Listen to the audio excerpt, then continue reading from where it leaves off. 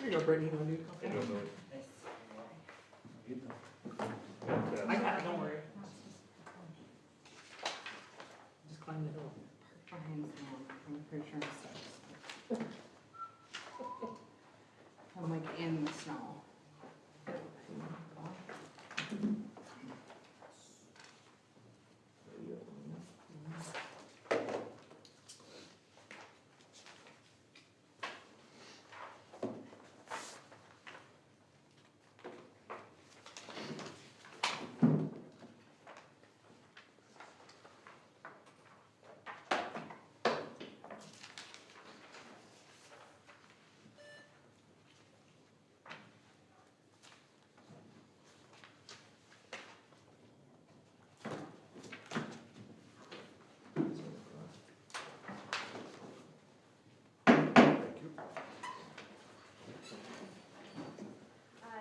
pledge allegiance to the flag of the United States of America and to the republic for which it stands, one nation, under God, indivisible, with liberty and justice for all.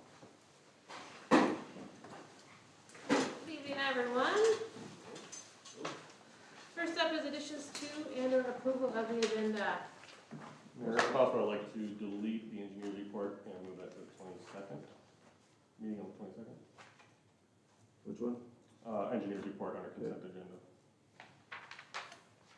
Okay. Anything else? Motion approved as amended. Second. Motion and a second, all in favor? Aye. Any opposed? All right. Agenda's approved as amended. Seeing no visitors to be heard, we will move on to the consent agenda. Motion approved. Second. Motion and a second, any discussion there? Hearing none. Roll call, Welch. Aye. Riley. Aye. Mauer. Aye. Doherty. Aye. Bowers. Aye. Swear. Aye. All right, consent agenda is approved. Seeing no old business, we'll move right on to new business. First item is utility rate study presentation.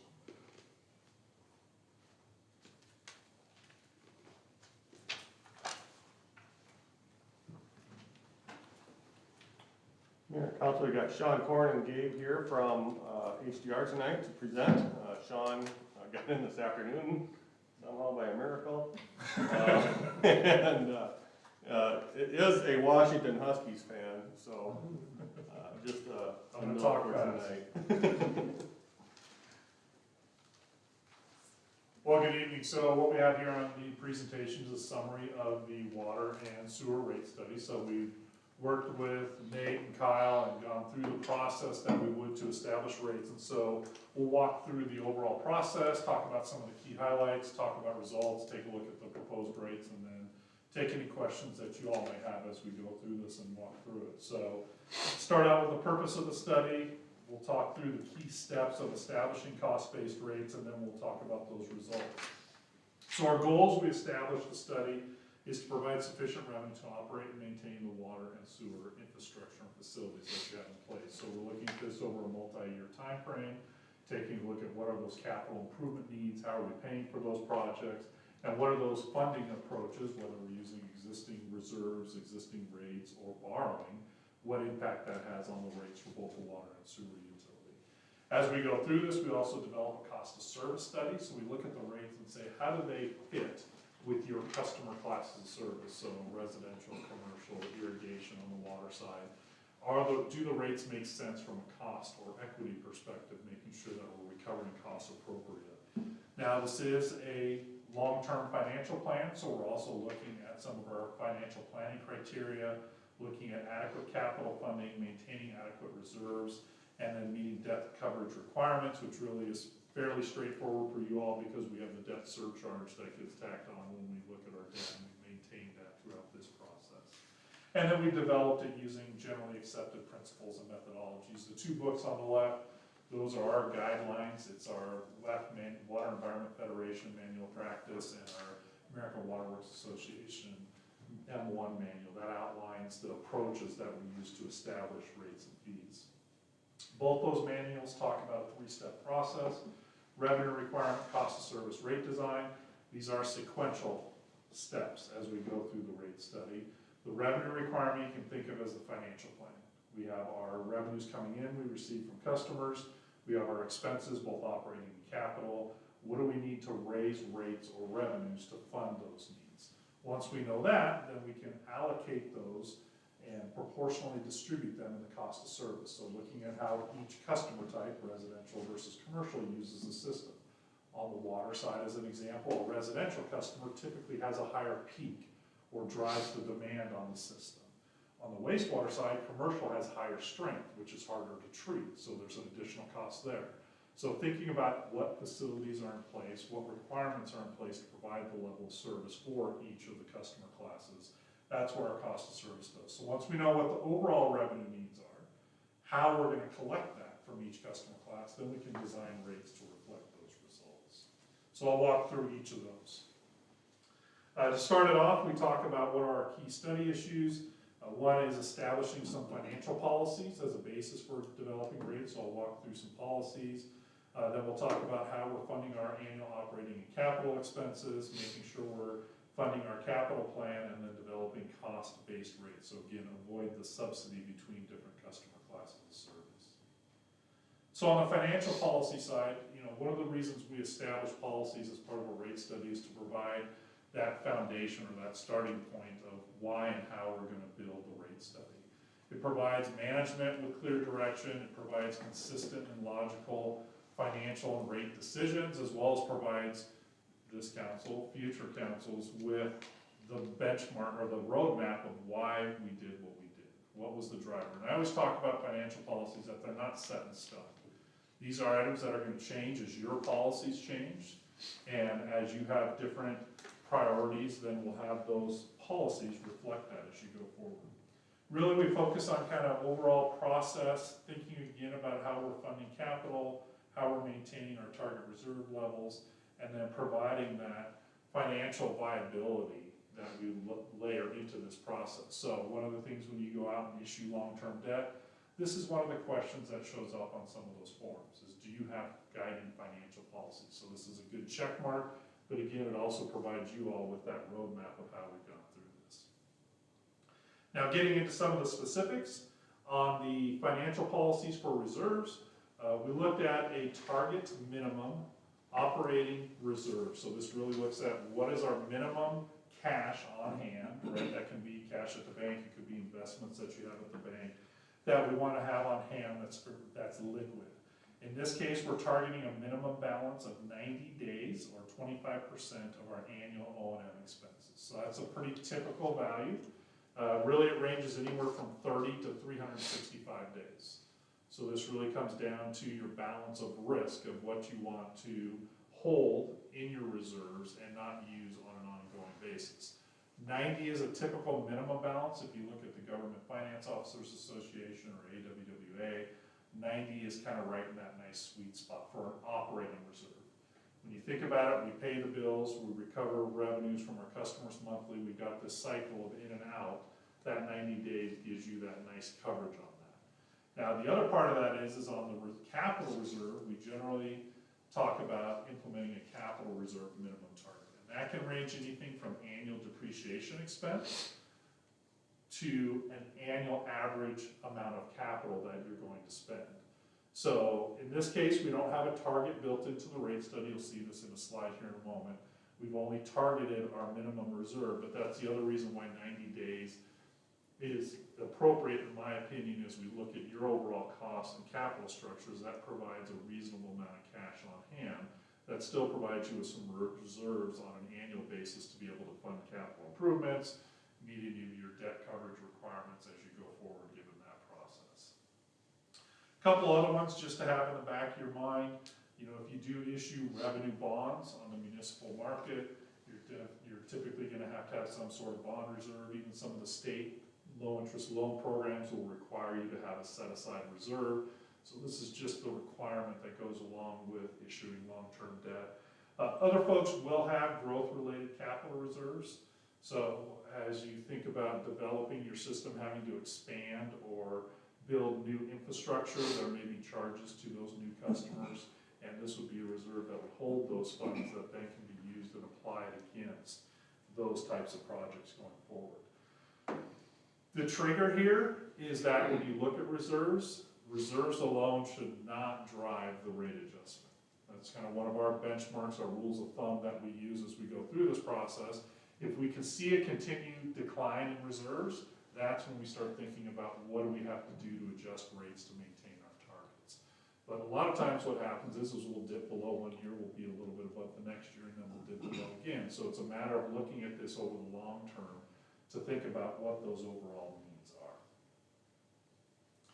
Our other financial policies are related to rate funding and debt. Rate funding of capital, it's our renewal and replacement piece of this. This is the piece that is missed many times when I walk into a utility rate study. The utility has not been reinvesting in the system at an adequate level, and so we're not able to maintain our infrastructure. So this is a policy that, as you all think about the water and sewer systems, is that we should be reinvesting in the system on an annual pay-as-you-go basis. So this is through rates. We're replacing some level of pipe every year. We're replacing some level of pumps every year. A lot of times we'll tie that to annual depreciation expense. So as it's losing its useful life from an accounting standpoint, we're reinvesting. The problem is that pipe you put in 50 years ago costs a lot more today. And so that annual depreciation expense does not always cover that cost. So trying to tie that amount to our annual capital level becomes key as we start looking at this. And you'll see as we look at the capital plan here in a moment as well, what that's looking like and how that drives the overall process. As we think about our other policies here for establishing debt, looking at when is that appropriate. Again, long-term debt is appropriate to fund projects. A lot of times I'll walk into a study and that, folks are adverse to issuing debt. When we think about a water and sewer utility infrastructure, it's for the long term, right? Most of our big infrastructure lasts 30 to 70, maybe even longer years from a pipeline perspective as an example. So when we have major impacts, this is a way to stretch those costs out, and also you can start talking about intergenerational equity, right? So if we pay for this in cash today, then all of our current customers pay for it, but it also benefits some of those future customers that may come along in the long term that could be paying this through their rates, through an annual debt payment, right, through the debt surcharge as we go forward. We'd also want to target a debt service coverage ratio at this point. You don't have any necessarily specific requirement. We have our debt surcharge, which is 1.1 times, so 110%. You can see here in my example, I talk about 1.25. And again, we think about this in the big picture, making sure we have at least 1.5. So if there is something that goes bump, you have those revenues available as we go through this process. So just as a foreshadowing here, when we look at the rates, we tied it to the 1.1. That's what our calculation is. But when we look at the overall coverage, we want to make sure we have strong debt coverage, which we do. And then we have some other financial policies, and these will all be boiled into the report. We'll have an appendix in a section there that will talk about this. But we have our policies on how to establish the revenue requirement, the cost of service, and the rate design analyses. The miscellaneous fee analysis, how you update all those other fees, ancillary fees, inspection fees, turn on, turn off fees, when those should be updated and how you review those. And then again, these policies are really there as you go through this process in the future to evaluate, okay, did this meet our goals and objectives? And is this where we want to move forward with? Or should there be some minor adjustments made to these policies as you move forward and develop those and revise those in the future? So once we established our foundation, then the next step was going to the revenue requirement. So our revenue requirement really is there. It's our financial plan. It determines our overall level of rate revenue adjustment necessary. So this is system-wide. We need X amount of revenue for each utility to be able to pay the annual operating and maintenance as well as our capital infrastructure funds. Again, we talk about our prudent financial planning criteria. So that's looking at our renewal and replacement funding, our cash balances. And then we look over a long term.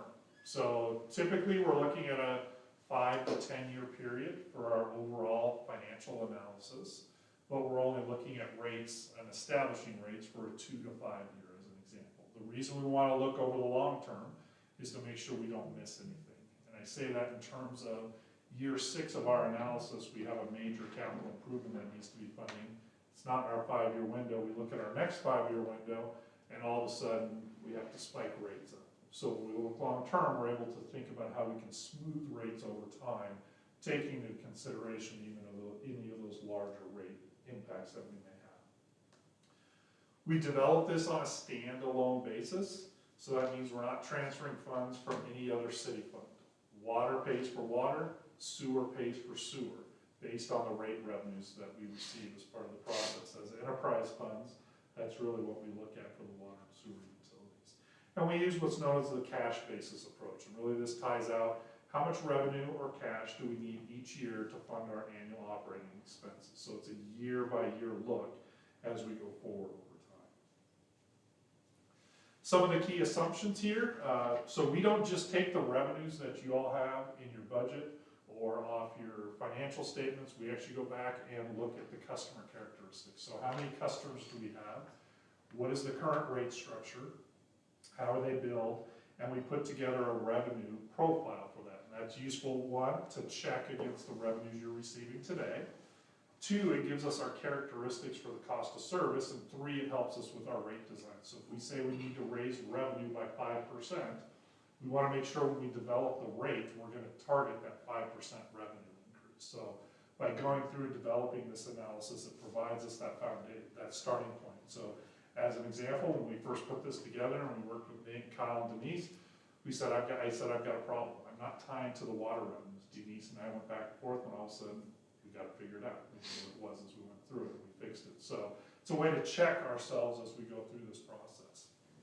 We then take a look at our expenses, and it's based on the 2023 and 2024 budgets. We project that out based on inflationary adjustments. So thinking about what are the increases in our overall, miscellaneous expenses, materials and supplies, labor, how are those costs going to increase over time? And then we look at our capital funding approach. How are we paying for those capital improvements? In this case, in the next couple of years, we've got debt service for the Academy Elm improvements and Elm Rummel improvements on both water and the sewer side. So we're able to fund those with debt. We've incorporated that into our debt surcharge when we get to that rate component of it. When I talked about that reinvestment, how much are we funding from rates on an annual basis, the pay-as-you-go component, you can see here we've targeted for water $70,000 to $150,000. So it starts at 70 and it ramps up each year. And I'll show you that here in a slide in a moment. Sewer, same thing. We're able to start a little higher, 145,000 to get up to 300,000. That 150 and 300 are starting to reflect that level of overall annual capital reinvestment to maintain the system. So when we looked at the capital plans, talked with Nate and Kyle and said, okay, what do we need to fund each year? We're starting to get into the range of what that annual need is, right? And how you're reinvesting in the system going forward, taking that proactive approach, saying, we've got challenges in the system, here's what we need to do to fix them and move forward. And then we are still assuming some additional borrowing for a future portion of the water capital improvement needs. So here's that summary of the capital improvement plan. So this is the water side, water only. Again, we're looking at this independently, water and sewer. The bars represent our total annual capital needs. And so that's typically, right, in 2023, it's 315,000, 24, 360,000, drop down to 192,000 in 2025, and so on. That's based on the current capital plan. It's a mix of 1 to 2 projects a year on the overall capital list. Just want to point out here as well, when you see capital improvement plan, you're thinking big capital improvement plan, the one that we have, right? What you see in here is the water portion of that capital improvement plan, not the overall cost. So when you see debt bond proceeds for Central Basin 4 up there in purple, that's simply what's paying for the water portion of Central Basin project. Doesn't include storm sewer, doesn't include sewer, doesn't include street, sidewalk, curb gutter, those things. It's simply what costs the water system. And so as you have a question? I guess how do we have that breakdown? Like, because you gotta, I guess how did you allocate how much of the project goes to the water? It's based on Mitch's cost estimates are broken out into items, specific items. So if you look at the capital improvement plan, you'd see a portion for water, sewer, street, sidewalk, curb and gutter, boulevard, well, so on and so forth. And so once we know that total amount, then we look at, okay, how are we paying for this? So Nate just mentioned that it's perfect, the purple there, 23 and 24, that's the Central Basin debt. So those are funding those projects. You do see a little yellow on the bottom, the first part of the bar, that's our rate funded capital. So that 70,000 is in 2024, and then we increase that to 150,000 out through 2028. Now, as we get out into the 2025 through 2028 time period, you'll see some orange, that's some additional borrowing to fund those projects, and you're gonna see a little bit of the blue, which is the Lewis and Clark expansion debt. So for those costs associated with the Lewis and Clark project, with the water supply, those are all debt financed as we go forward. So that's the blue component of that in the middle. And then we've got a little slice up on top, you can see for some of the different water operating reserve component of that as we look at this. So just trying to balance that out where we use that. Sean, the orange on there in 25 and beyond is additional revenue bonds. Do you recall what that was specifically for? I don't remember, we had a couple projects in each year, and we basically had half of that funded, excluding Lewis and Clark, we had about half of that funded with our rate funded capital, and then the rest was funded with the borrowing as part of that. And so there's probably trade-offs there as well. Something we looked at as we went through this as well is, how that transitioned in for the yellow, the rate funded capital. There's probably a year or two where you can give and take, right? We can issue debt for a project in 2026, and then we have that additional revenue in the next year to go ahead and cash fund the project. Just because we're only looking at, 100,000, 125,000 a year. That's, the two of those are maybe one project, right? Most of your projects are in the $200,000 range or more. So this is our capital funding plan. So when we issue debt, we have that new debt service that rolls in. When we increase our rate funded capital, our revenues need to increase to fund that, as well as the additional debt as part of that with the Lewis and Clark and the additional component. So when we sum this all up, this shows our total revenue requirement. So the bars are our expenses, the lines are our revenues. So in 2023, the black or the bottom part of this chart is our total O&M expenses. So you can see about $440,000 or so, and then that increases over time slightly based on our inflationary assumption. The red is our debt service. So that's existing plus the future debt service for both our, Central Basin, it's for our Lewis and Clark, and it's for the additional bonds that we built into this. And then the green here is the yellow from the prior page. So that ties to that same amount there. The solid black line, that's essentially horizontal, that's your current revenue levels. So what you can see here through 2024 is that we're just able to fund our operating and our debt service. And then that starts going away as we go out to the future with our assumed inflationary increase to O&M and the additional annual debt service that goes along with debt financing our capital improvement projects. And then the green part, our rate funded capital, is what is outside of that window. So that dashed line is the revenue line that's needed for water to fund all of our O&M, our annual debt service, and our capital plan, both from a pay-as-you-go rate setting perspective as well as the annual debt service component.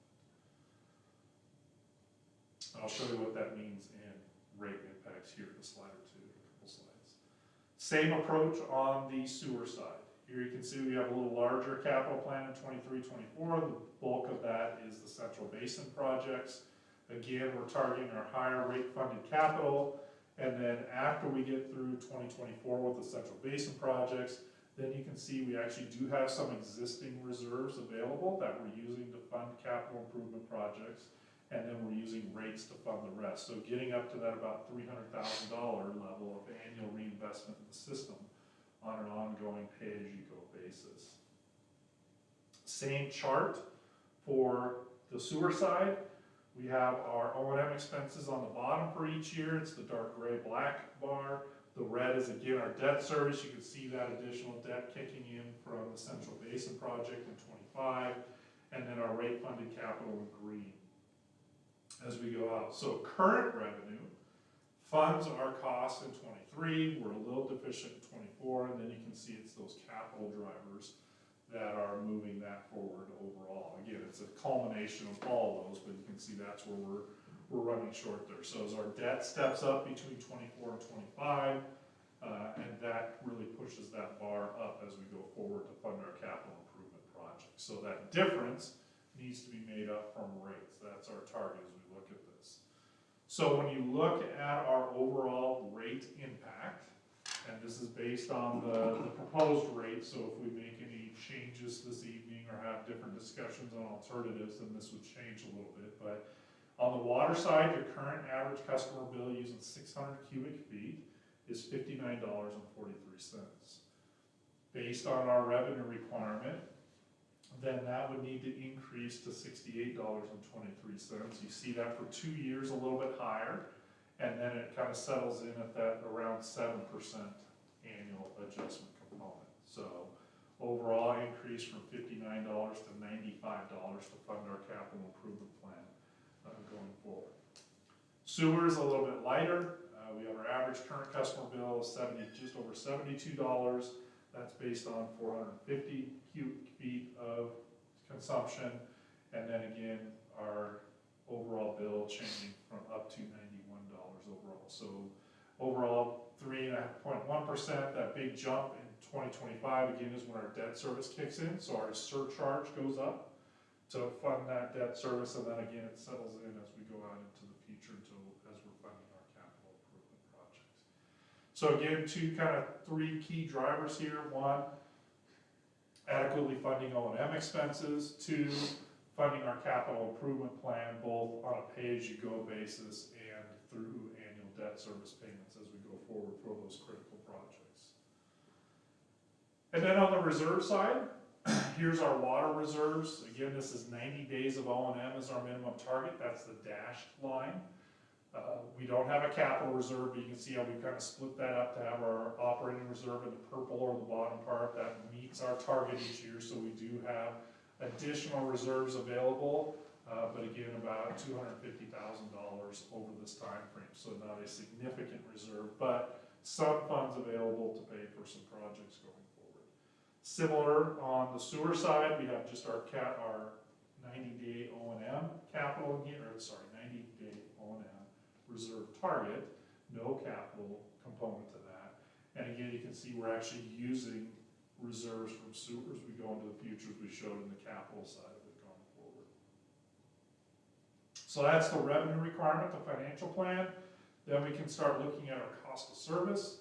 Again, why do we do this? Because we have to have a method to proportionally distribute the cost to each customer class of service based on how they utilize the system. So this is generally accepted as fair and equitable. It avoids subsidies. Our revenues then reflect our costs, right? If you go back to your economics class, if you took one of those in high school or college, right, our supply needs to equal our demand discussion, right? So we're trying to tie why do we incur costs?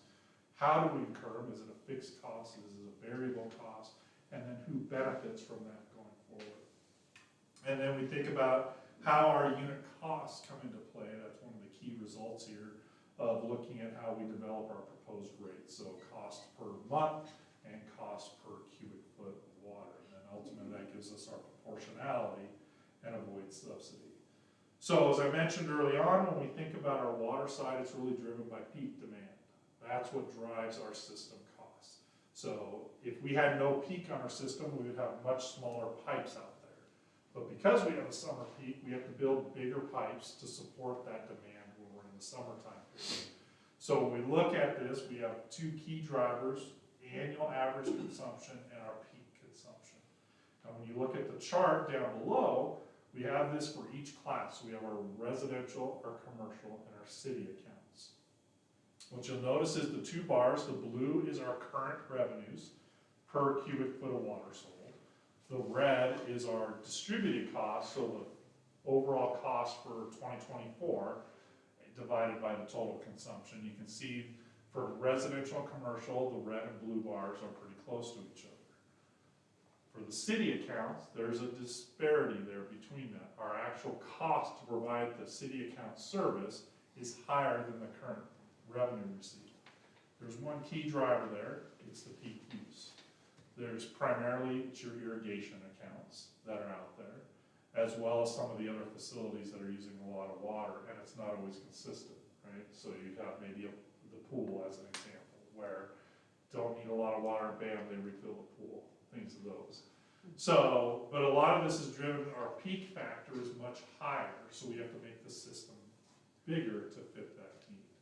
So that's the key driver on the water side. So we look at this, resident commercial, which are the vast majority of your accounts, right? Out of the 1,100 accounts, that's almost, 1,180 of them, right? You have very few city accounts as part of that. On the sewer side, as I mentioned earlier as well, key drivers are how much volume or wastewater is going to the plant, and then how hard is it to treat, and that comes through on our strength component. Not that we want to think about it, but what comes from a single-family home is different than what comes from a commercial, and how I always talk about how nasty that is from the commercial side, because we're getting food bits in there from cleaning plates at restaurants. We may be getting other materials coming down the pipeline because of what they do in their business. That drives the cost of the plant, makes it harder to treat. So we're trying to come back to why do we incur those costs. So here again, residential is pretty close. Our commercial and city accounts have a little higher impact again. So the red bar, the right bar, is higher than our current cost. On the commercial, it's driven by the strength assumptions. For the city, it's really not the strength assumptions. When you look at the city accounts that aren't water driven, that are using the irrigation in summer, this is our sewer side, it's just the overall volume that they're putting into the system. So it's the discharge that they have on the system that's driving those costs. So when we look at this, it reflects those service requirements of each customer class of service, provides us with the basis for proportional rates, and really provides you all with the information to help you make rate design or rate structure decisions as we go forward. Now, this is something that should be reviewed from time to time. When I think about this, this is a snapshot in a point in time. So we take a picture of all of us today, we all come back in 5 years and take a picture, it's gonna be different, right? So it's a matter of coming back and looking at this every so often to make sure we have those relationships correct. This is one data point that we have. As we start looking at this, given this is the first cost of service that's been completed for the utilities. So with that, we're recommending some minor cost of service adjustments, and I'll hit on those as we go into the rate structure side. But again, at this point, not recommending any changes in the structure or what that chart overall rates look like for water and sewer. What inflationary assumption did you make? I knew you were gonna ask, and I meant to look on the way down here, now I can't remember. I wanna say as we start, we kinda ramped it up higher in the initial years, and I'll look here in a moment when I'm done, and I'll grab that number for you. I wanna say we were around 5-ish% in the early years, and then we dropped that down to about 3 to 4% in the out years as we went through the process. But I'll go grab that here in a moment. Thank you. So on the rate design, it's there to reflect our financial plan and our revenue requirement and our cost of service.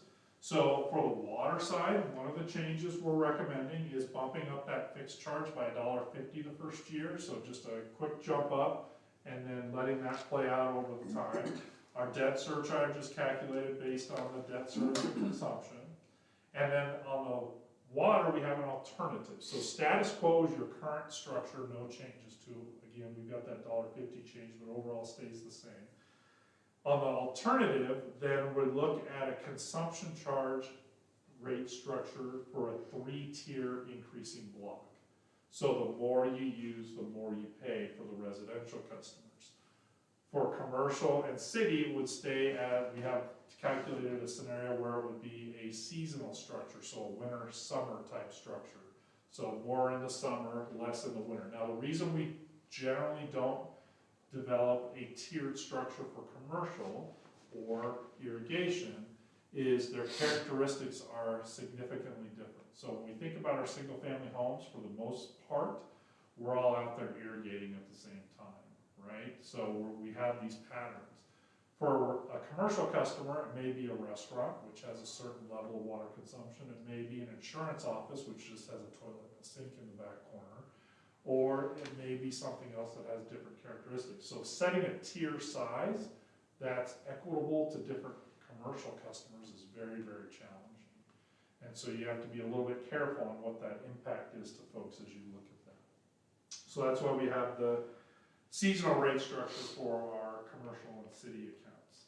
On the sewer side, we've got our status quo, which maintains the current rate structure, but we've also set the city and commercial fixed charge equal to the residential fixed charge. So remember back to our cost of service, it said that the commercial and city should go up a bit. This is one way we're taking into account, and I'll show you those dollar differences here in a moment. And then our other alternative for sewer is thinking about how we calculate the debt surcharge. So right now, that debt surcharge is charged based on a cubic foot basis, so how much water you use. We ran a scenario or an alternative here where we would have the debt surcharge based on a fixed charge based on the per account. So it's the same for a single family home as it is for a commercial, as it is for a city account component. So a little bit of a change there in how that would be applied overall. What's the basis of that decision? Thinking through, we were working with Nate, Denise, and Kyle, and just thinking through what are those different targets that we're looking at. One of them here is the revenue stability side of it, having that more as a flat fixed charge as part of it. Anything else we want to add, Nate? Yeah, that fixed surcharge is how we used to assign our debt surcharges for projects under the SRF. I think when you're looking at the sewer side of that equation, you have to consider, if you're basing it on consumption, are you capturing more than you should in terms of water use, irrigation in particular? That's not necessarily going into our wastewater system. It is going into our storm sewer system in some cases, but it's not something we need to collect in wastewater. So does it make more sense to make that a fixed charge that everybody pays as a condition of using the sewer, or does it make more sense to keep it as a surcharge? You recall the reason we went to a surcharge because it brought down the cost for the average user and everyone below that. And so we wanted to take a look at whether that was still the case, first of all, and what it would look like if we went back to that in terms of equity for some of our large water users. So it does have a revenue impact though between customers. So that's something we'll talk about here in a moment, but along those same lines is something you have to think about is right now it's based on a cubic foot basis. So when we think about how much water a commercial customer uses versus a residential customer, we're shifting where that cost is going. So you'll see that here as we look at that. So on the water side, the top part of this chart is our status quo. So the current fixed charge is $1.68 per month. The consumption charge is 5.7 cents, and the debt surcharge is 3.9 cents per cubic foot. 2024, based on the overall revenue target, we plus an extra increase in the fixed charge to try and provide us some additional revenue stability on the water side. We would increase that to $3.41. The consumption charge goes up to 6.5 cents, and this debt surcharge goes up to 4.3 cents. And you can see that debt surcharge, as well as the other charges, increasing overall to hit our overall increase in rates and revenue needs. On the status quo below is our commercial and city rates. So you can see the same fixed charge, as well as the consumption and overall debt surcharge component. So again, no changes to classes. We're not separating anybody out, charging anybody different. Everybody has the same rate. For the alternative, we kept the fixed charges the same. The debt surcharges stayed the same. But for residential, we would have a tiered rate structure. So the more you use, the more you pay. So looking at the left-hand side, the first tier would be 0 to 400 cubic feet, which would be 5.5 cents, which is just slightly lower than the current charge of 5.7 cents. The 400 to 800 cubic feet would then be 8.5 cents, and then over 800 would be 16.5 cents. So providing a more conservation-oriented approach to how customers are using water. So what made you choose 400? So we went through and looked at our different customer characteristics, where were people using water, and tried to kind of draw the line on that 400. That 400 is kind of our low use, winter kind of use, what folks are gonna use this time of year as an example. The 400 to 800 started capturing that next segment of consumption, going up to kind of that summer use, and then everything over 800 was kind of that higher summertime use as we went out into the future. What would stop us from, why not have 20 tiers? You could. I mean, make it like, it seems like if you're straddling that line, it's a pretty significant jump. But like the first 400, you get charged the lower rate, right? And then Correct. everything over 400, you Okay, charge the next rate. I got Yes, It's not your correct. full, yeah. Yes. Yeah, so if you use 400, it would be your fixed charge, your debt surcharge, Okay. plus 400 times 0.55. If you use 500, the same, 400 at the 0.55, 100 at the 0.85. that. Or That's 8%. much. Okay. But to your point, yes, we could have more tiers. I kind of fall in the land of 3 to 4 tiers is pretty good. I'm working with the utility at 7, and it's like, what's the point? There's like 5 cents different between all of them by the time we get all said and done. Yeah. It's just not worth it. So that would drive, right, the more you use, the more you pay as part of that process. On the commercial, as I talked about, developing those tiers is challenging. So this is coming back to a winter-summer rate. So you can see that change overall down in the bottom part of the chart, going from the flat 5.7 cents per cubic foot to 6.5 in the winter, 7.5 in the summer, trying to again reflect to that peaking component that's on the system. When we looked at those city accounts, some of those commercial accounts having those higher peaks on the system. And you're probably going, that's great, what does this all mean? Well, here's a residential analysis. So what this shows is the present rates in the red or the left-hand bar, status quo in the purple or middle bar, and the alternative in the blue or right-hand bar. And then going across, you have zero usage, 250 cubic feet, 350 cubic feet, and so on, all the way up to 1,450. So where you can see where this really changes is at the low end, 250 to 350, that alternative is a little bit lower. Going up to 550 to 650, it's about the same as what our alternative is, and then when you jump up, the larger users are going to have a significantly higher bill impact on those summer months as they're using that amount of water. So that's kind of that impact to evaluate as you think about, does that drive our overall results that we want to see, reducing overall, excessive water use. Again, having to define that as we go through this process. How many users do we have in the summer that are in that 1,500 and up? Or 1,450, whatever? There's on residential, there are some. I don't have the exact number from you, but that's something I can come back with. Get that to Nate. I would say commercial included or just residential? Just residential. Less than 25, maybe. We'll get that exact number. Yeah, I think in the peak summer month, it was a little bit more than that, but yeah, in the kind of your shoulder It almost- summer months. it's It'd be about nice to right. almost see how many are in each bucket, Okay, so we can kind of understand the Overall impact to everybody. Yep. Yeah, that's a good idea. Well, then have it broken down at 400 and 800, not at Mhm. 250, 350, 450. oh, et yeah, cetera. yes. I think stick with those higher, I mean, More granular.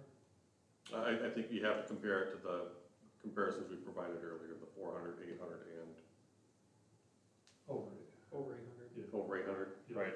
So I think make sure those intervals are in here. Yep, I can do that. And I think we can run, I have a chart that shows kind of the customer disbursement. It's different each month. But Nate, I showed you the color chart, right, with the different, so I've got a chart that we just need to do a count on those to figure out how many are in each, so I can get that back to you, give it to Nate to get it to you. And then how do you compare to your neighbors locally, regionally as part of this? Again, we're still working on this. We started bugging folks last week, and it's taken a little bit to get back to some folks.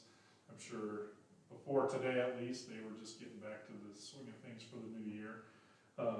But you can see the left is our present, the second is the proposed, this is for the first year. And then you can look at T, Hartford, Harrisburg, Camp Parker, etc. Again, all this is kind of informational for you all. Part of this, it depends on how these agencies are managing, improving, reinvesting in their system. So where you see some of the spikes is where they've gone out and done some reinvestment in the system. Maybe it's a well, maybe it's a water treatment plant improvement, something along those times, to really drive the overall cost as part of this. And so this is really just for you all to see. It's a point in time, and again, we're confirming some of these numbers to make sure these are the accurate numbers that they had on their website, or maybe some of their ordinances that weren't dated that we're coming back to on that. And then on the sewer side, so key change here, as we look at this, residential, we have a base charge plus the debt surcharge, so flat rate, and then the debt surcharge on a cubic foot basis. Commercial, we have the base charge. We have the usage less than 500 cubic feet not billed, and then everything over billed, and then the debt surcharge, and the same for the city. The primary change here on the status quo is you'll see if you look at the commercial and city accounts, that base charge today is slightly less, $34.23 versus $37.31. Going out, we have tied those to the same base charge, so that fixed charge is the same for everybody. Again, some consistency, but also reflect our cost of service results going forward. The alternative, this is where we flip that surcharge from a per cubic foot to a fixed monthly charge. So looking at residential, then you have your today $37.31 and the 7.7 cents. 2024, that would be $39.36, so no real change there from the status quo, but instead of the debt surcharge on a cubic foot, it's $35.17 a month. So this becomes a fixed flat rate for the sewer customers, and then that would be the same for your commercial and your city accounts for the debt surcharge. As we mentioned, we talked about the revenue stability component. We also look at how this maybe shifts some revenue as we get back into that fixed charge component. For the commercial and city accounts that have higher use, that brings that bill down for them. And on the residential side, that changes that as well, right? Because that is now basically a flat charge each month all the way up. It doesn't matter how much water you use for the debt surcharge.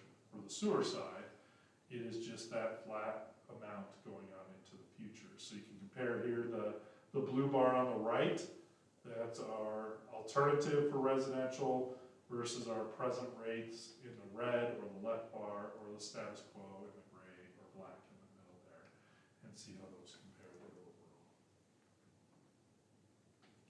So sewer comparison, again, just kind of food for thought as you look at what other agencies are charging.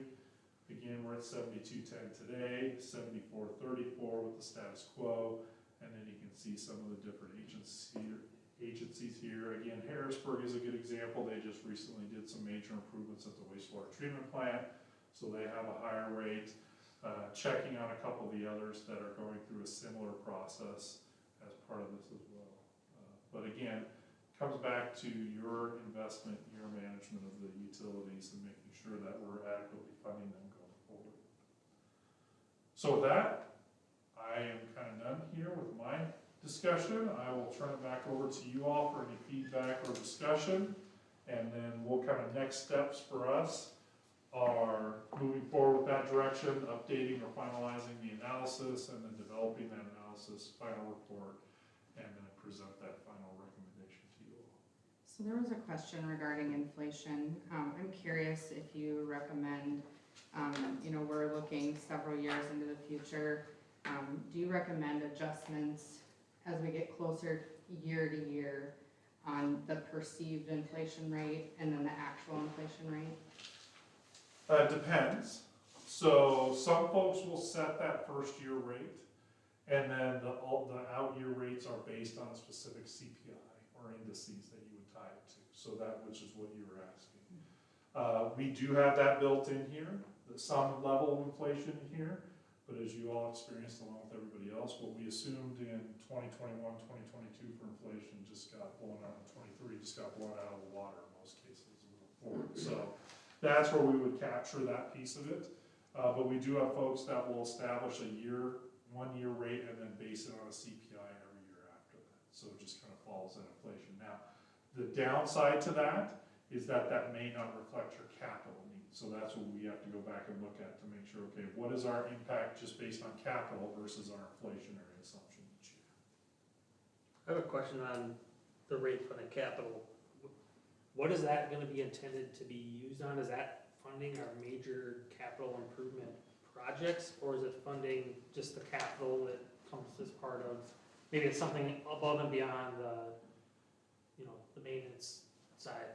Right now, it's just based on your actual capital plan, so those Okay. street improvements that are out there that are needed, or street improvements, the pipeline improvements that are out there that are needed for water or sewer. And then how would that impact our ability to get grants? And if we did, isn't some of that stuff tied to the SRF loans? You have to have an SRF loan in order to qualify for the For the grants. SRF grant, correct. Yeah. If we are to pursue the SRF program for future projects like, probably the biggest future one is South Elm in 27 or 28. That would be a great SRF project. If the federal government with the BIL sends money down to the states to be used for water and sewer projects under SRF programs, we won't get any of that if we don't apply. It's just that simple. If we can apply for a smaller portion of it, of what we need, and fund some of it ourselves. But again, that lessens the less you ask for, the less you're gonna get in grants. That's the bottom line. The thing I'll add, so let's say, we had the 70 to 150,000 for water as an example. That is generally going to be more each year than, let's say, if we didn't use any of those funds, that 70 or 150,000, and you did receive an SRF loan with or without a grant. That amount, looking at most of the projects were, $200,000 to $400,000 a year on the water side. If you did issue a low interest loan through the state, that 70 to 150 doesn't have to go to pay for projects. You can turn around, that can be kind of absorbed into that debt surcharge component, that we don't recover that through the. Yeah, that's what I was gonna say. But your surcharge, if we've got a $3 million project and 250 of it's water, 250 of it's sewer for $500,000, you got $2.5 million to make up there. Let's say you're doing another $500,000 in special assessments, so you're down to $2 million, and we ask for $2 million. We get $1 million loan, $1 million grant. We're already paying for that $500,000 in water and sewer that we already plan on through rate funded capital. The additional $1 million that we're borrowing would be a new surcharge, new debt service on top of that rate funded capital.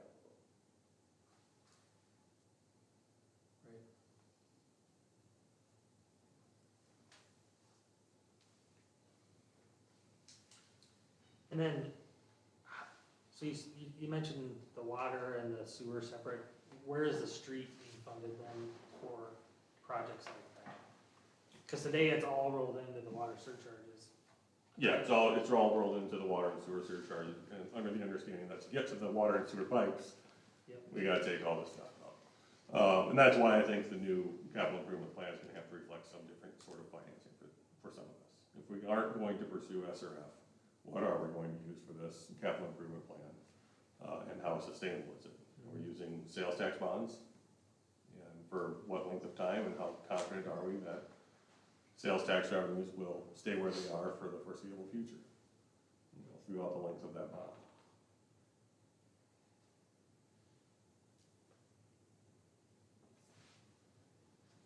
We have already talked as well with, said last week we had our engineering meeting, talked with Mitch to get updated cost estimates for the capital improvement.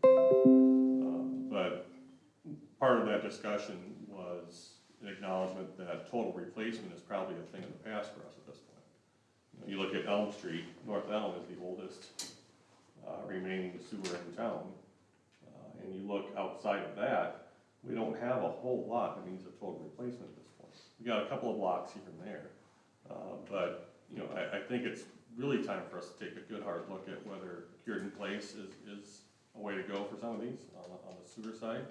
Water side, you know, a lot of our water lines are fairly new. And if we're not going to make significant changes to the grade, we might be okay to leave them where they're at. Inflation question, we range from about 3.5% to 4% a year overall, starting in 2025 and up. Thank you.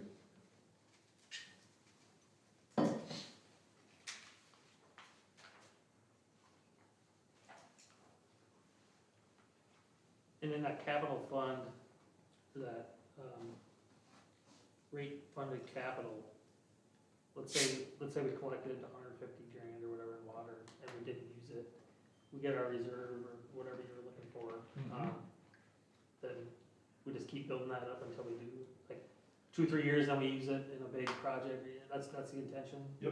That would be acceptable, as long as it's a capital project, that's the intent of that fund. Yes. It doesn't have to be specific, I mean, you can change the capital improvement plan whenever you want. That's your prerogative as a council and as a board overseeing a utility.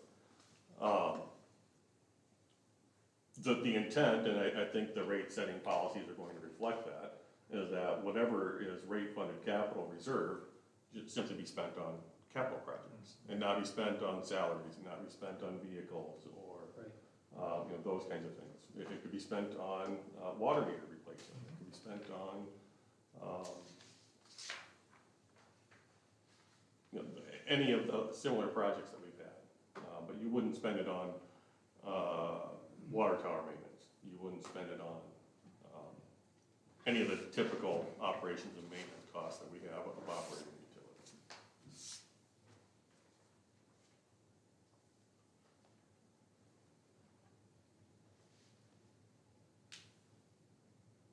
You had mentioned something about bigger water pipes for peak demands. Is that actually a thing that we're gonna need to do? Like, run some mains that are bigger, or? No, it's something that's already built in. Yeah.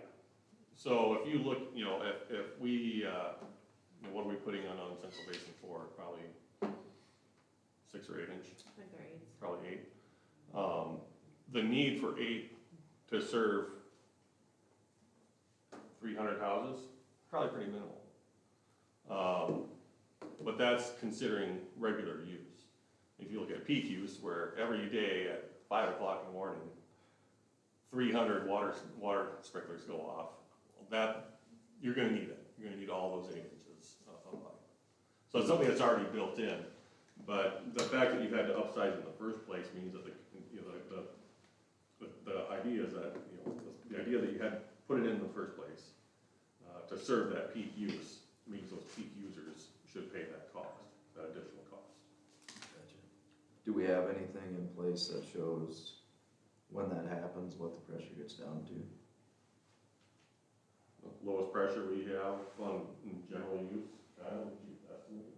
Right now, about 48. Yeah. 48. But like when all that stuff kicks on, it stays at 48? No, because we're also fed by Lewis and Clark, and they feed us at a certain gallon per minute. So we should never fall under that unless there's an actual incident, right? Break, fire, Right. something like that. I was just curious, I mean, typically you would see a droop if you're needing bigger pipe, but if you're not seeing a droop, I don't understand why we would need bigger pipe. It was more when we allocate our costs and the cost of service, we need a method to come back and say, why is it cost us something different to serve those classes? That's where the terms I was using it in, Gotcha. as part of that. But yeah, it should be, as you all evaluate, or not you all, but, they, and others, as they go, engineering goes through and looks at that, they're gonna look at what that need is for that area. Gotcha.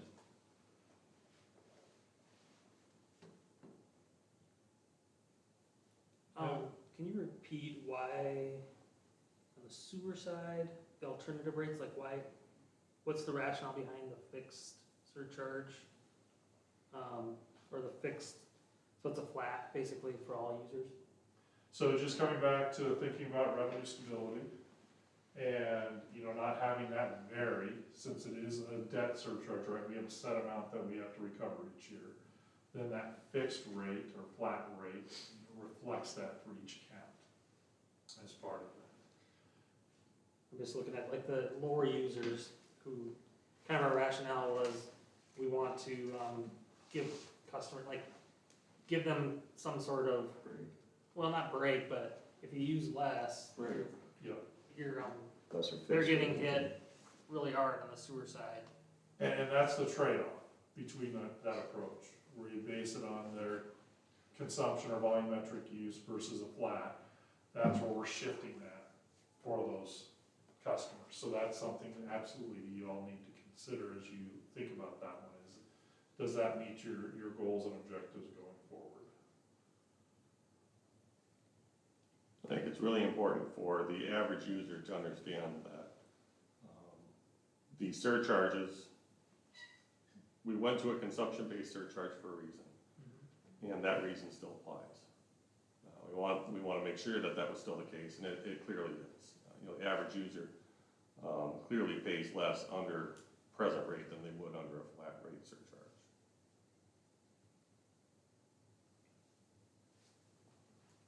Cause I'm trying to kind of combine these two scenarios with the water and the sewer, cause I'm going to one bill. And, I think that one slide kind of showed by 2020 it was going up like Right. $55. Basically, your average 600 cubic feet Yep. user. yeah, it's pretty steep.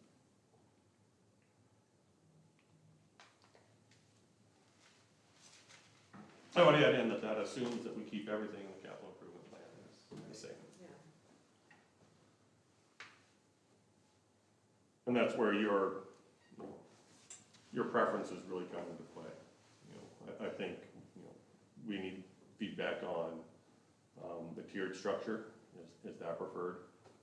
So the status quo and the alternatives proposals, which is your preference there. But also, and not tonight necessarily, but as I start getting into the new CIP, what's your preference? What do you want to see? Do you want us to be more aggressive? Do you want us to pull back a little bit? What is the community's appetite for continued aggressive replacement of old, and in some cases well past the age of prime utilities?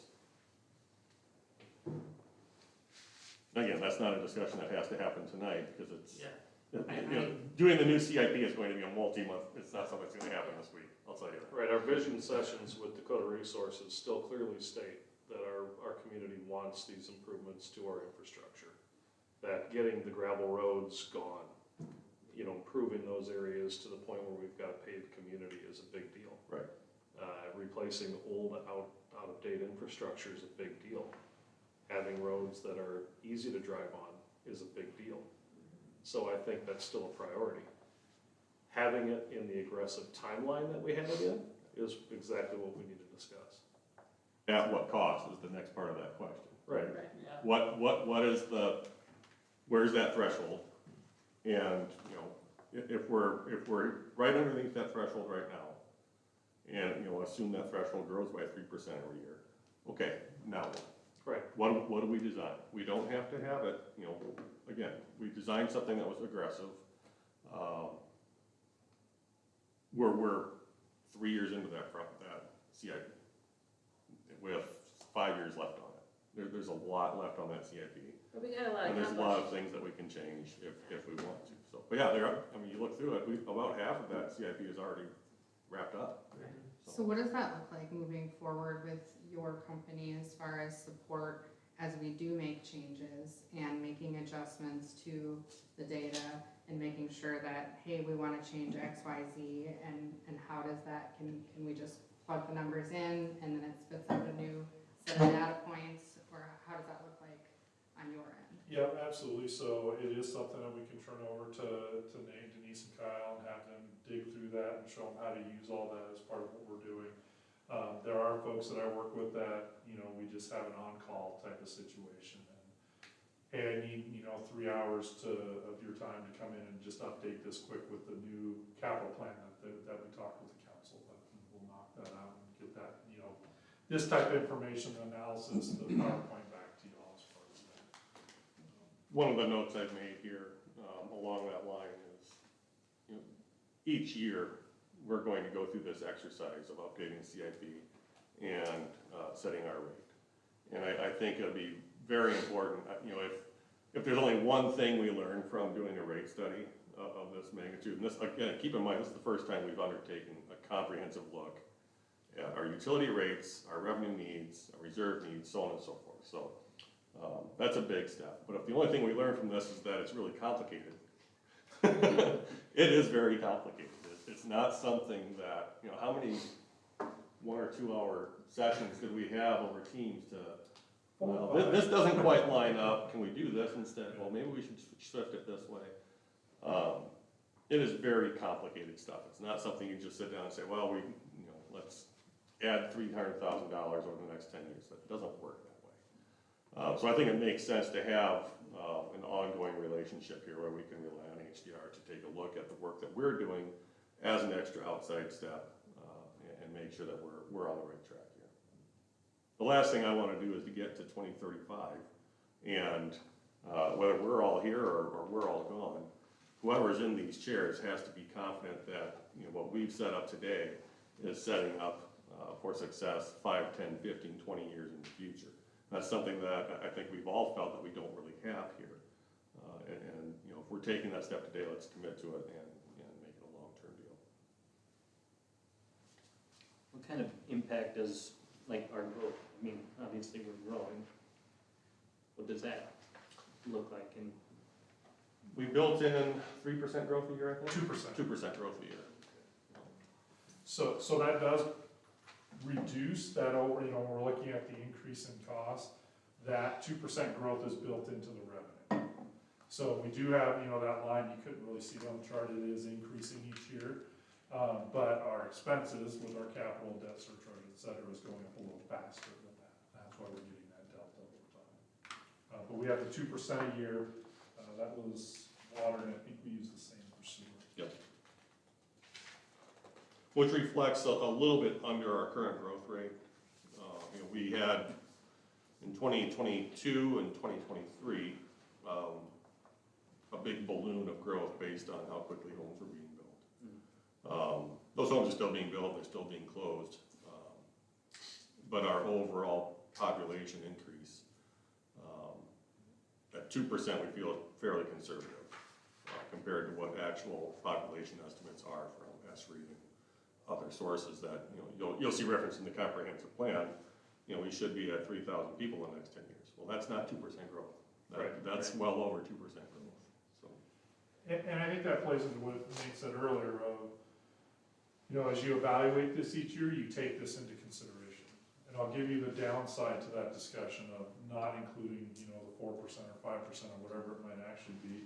Worked with an agency, the council said, well, hey, we have this new development coming in, happens to be my hometown, and so I knew all about it, what was going on. And so we don't know when they're going to connect. Well, I just went up there for Christmas to visit my folks. There's still not one house built, and that was 4 years ago. So there's little things like that it's important to evaluate that each year. So I think building in, being a little conservative on that 2% is good today. As you move forward and evaluate that each year, you're gonna be able to update that and say, okay, we got this level of growth.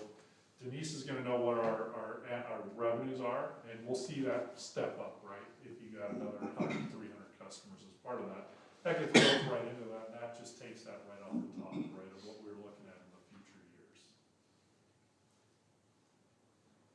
On slide 15 where you show water revenue requirements, the bar graph, and we got ourselves bare minimum met for 2024, and then we start sliding upside down if there's no changes, basically. Correct. Or we're pulling funds from other buckets to try and cover water. Or you're deferring that capital funding and not doing those projects. Right. That's the other trade-off. So it's gloomy on that chart. And when you then slide over to our sewer side, we're a lot stronger and healthier on the sewer side. yet we show pretty significant changes on the sewer rate structure. Is that an attempt to balance the water needs? Or am I just misinterpreting the information? Just coincidence the way it fell out that way. So I don't wanna say you're misinterpreting it. When you look at water, water's funding are just water, sewer is just funding sewer. We kept them completely separate from this perspective. Sewer is definitely stronger financially. I think part of that is revenue stability, with the majority of your revenues coming in from a fixed flat charge each month, with the surcharge being the only variable component, whereas water, we have the variable of how warm, how wet is it, how much are folks irrigating. I think our sewer costs are, generally speaking, more consistent as well. Just what I've seen over my career is sewer seems to be a little easier to manage a lot of times, whereas water is very cyclical in what those demand costs are and what those chemical costs may be, things of that nature as part of this. So I think it was just an anomaly in how things fell out as part of that. The jump in 25 on sewer is when the debt surcharge hits. Right. If you look at slide 18, that's kind of the Essential basin forward. Yep, when that all comes on, yeah. Have you had other communities look into permits for lawn upstarts with the new development? We've got folks that are trying to water sod and get their lawns started. And when they do that for a 2-month period in July and August, During a drought. spending a lot. Is that just the cost of having a nice lawn? Or is there an appetite or a way to fund that? So I think fund that from the. Fund that's the wrong way to ask that question, but is there a way that we can allow for commercial use permit for those upstart homes? Or a way for them to not be affected as heavily by a power user? If you're the dude who's got the 3-acre lot that's established and you love watering every day, Yeah. pay for it. Yeah. If you're just starting the lawn, this is an anomaly, this isn't gonna be every summer for you. You get a one-time permit to start your lawn. Instead of having to spend $1,000 or $2,000 a month to start a lawn, we could allow something. An excessive use type permit, like, Yeah. for 2 months for this time. We're not gonna bill you over this amount. It's not necessarily that, we're not gonna hit you at the power user level that really inflates that cost, where it's 0.16 versus 0.05. I haven't seen it specifically for new lawns. I've seen it discussed and sort of implemented, where there's been wildfires and people are completely rebuilding and doing a Sure. similar approach. The one agency that I know we kicked it around with folks like you all, they decided not to, just because of the perception of giving a break to high water users, which brought a whole lot of people to the next meeting. But, so it's something you can think about. I think it's acceptable. You have to be careful a little bit on, are you providing a benefit to one customer over another?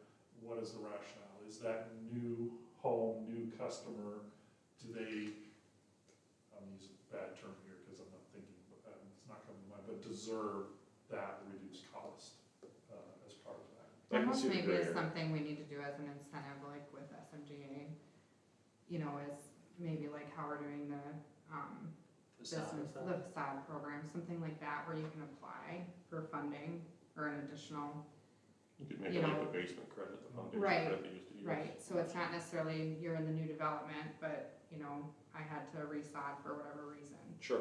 And so I'm also eligible for the credit, even though I'm not in a new I'm open for the discussion, I just don't Yeah. wanna see But I weed think you're on lots. the right track, I just am wondering, or an incentive that comes on the builder's side too, but something we approach them. Well, the same thing for Don't we- all these project lawns that have to get reseeded. Right. Yeah, I think there's an argument to make there, but I think the water use required is significantly less than we're looking at for establishing. Oh, yeah, I mean, it's only the boulevards and, Plus a couple feet. right. Yeah. And, the way it's being done, at the time frame within which it's being done, the amount of watering this fall on Central Basin 4, for example, was minimal. The contractor came by once a week, I think, with a water truck and doused everything. We had some rain at the right time, But we also have other projects like Boynton, where, yeah, water use, if it were actually watered by anybody along the entirety of the project, it would have been a lot, Right, just based on when it was seeded. but is it not being watered maybe because they know what the charges are? It's And- possible. And did we get our lawns established like we hoped? Probably not. Right. You know, that's why I think it at least needs to be included in the conversation. But at the end of the day, doesn't it cost us to only charge this amount because that's what it costs us to get that drop of water to whatever customer? Oh. Like, we charge an amount The cost is- because that's what Yeah. it costs us to operate our system. Yeah. Like, we don't, Well, for then, repair and then, maintenance. then and what future you're, repair then and what you're maintenance. doing is you're taking that cost, so if I wanna, if I built a new house or I put new trees or whatever, now instead of me paying for the cost of my water, I'm Yeah. taking my water and I'm spreading it out amongst everyone How do you, else. and also, like, let's say I have a swimming pool. Yeah. What's the difference between wanting to establish a lawn or wanting it from a swimming pool? If it's gotta be permitted, we're not gonna approve a swimming pool. Well, why, I think that's why it has to be a separate organization, like that, or a program that somebody applies for, and maybe it is for new homes or new projects, I don't know, but I don't But then think the it can be argument's gonna be just, made, why wouldn't I get a permit to operate for whatever reason I want? well, why can't That's I how it works. reface That's my, how it's- my home, but the businesses can do it, it's the same concept, why can't? Actually, you can do your own. There's Okay, people but that have. some programs are for certain reasons and other programs are for other reasons, right? Yeah, but So I think at the end of the the day, the sidewalk city program still is has for to get, sidewalks, it's not for a new driveway, right? at the end of the But day, what if I this, need a new driveway? It's just for the sidewalks. So I think doing it through a separate organization makes the most sense, cause then somebody's still paying for it. yeah, at the end of the day, as long as we collect the funds that we need to operate our system, that's what we have to do. I mean, it sucks, agreed, but we still have to pay to maintain our infrastructure and pay our people. I mean, I You're don't not, think, I you're don't not think, giving it to them for free, it's just a reduced rate. yeah, but that still doesn't meet our needs for using the system, otherwise we Well, I wouldn't think be it's also charging something we that can amount. talk Right, it's no different than any of these I don't other think we fees, need I it mean, you have reduced fees tonight. for other things. with It's no HDR different. here. I agree, it gets spread out to everybody, but that doesn't mean that it's free to that person. I mean, there's all kinds of different scenarios we can throw out that are the exact same. No, as I this. think if it's along a construction project where we come in and tear up their lawn and put in stuff, 100% I think we should do something for those people. If you build a new house, you built a new house. I mean, that's part of the cost that goes into constructing a home. Right, Or building a new building, same thing. right. All right, do we have any more questions? Cause you'll be back Wednesday night, or, no, Online. I'll be online, online. not, okay. My apologies, you're like, no, I'm not. He'll Are be you on the, looking for- he'll be on the interwebs. Are you looking for direction on what you like, Yeah. existing versus proposed? Yeah, overall impacts, the structure, status quo versus the alternatives, I mean, we can go back and refine some things as part of this, obviously, this is the first time you all have seen it. Right. So, yeah, Can you find a way to make costs go down but services go up? I can try. No promises. I mean, I think one big thing would be to have, whether it's some sort of charts or whatever made up, so people can see, explain the different things, like Chad was just talking about, yeah, we can do this, but that means everybody's paying for this, little deal. But there's that type of thing for all of this that you put together needs explanation. I think people are gonna wanna know, where do I sit now? Like, I don't think everyone knows, like, I think How that many- just needs to be part of that too. Yep. The brochure. the what? We're gonna do a brochure Okay. as part of this as well. Will we break out our alphabet soup surcharges? We can, Again, and I know we do it often. I go back and forth on whether we're better off listing all of our surcharges or just saying, this is the surcharge. Yeah. It used to be, this is the surcharge, and Call what's it me all favorite for? thoughts. Yeah, exactly. Well, Well, aren't there some things that are coming off fairly soon too? The first would be Lewis and Clark in 28, I believe. One of us was Lewis and Clark. Yeah, isn't there a water tower or something too that comes off? We've talked about paying one off, but we haven't. Lewis and Clark is the easiest one. Those timelines are critical to share as well. I know we have. That's always good to put on there. Right. What do you guys think about the tiered rate versus personally, I like the tiered rate on the For the water. water, but I don't like the fixed rate on the sewer, I'm 100% with you. so. And I am a power user in the summertime, so I'm gonna, You're making my lawn look bad, Stacy. it's not But- that great. but But the I'm just sewer- saying, so I'm gonna be paying a ton more, Under but this, it's under this still, scenario though, if you did the existing, like, the sewer would kind of remain flat, but based on usage.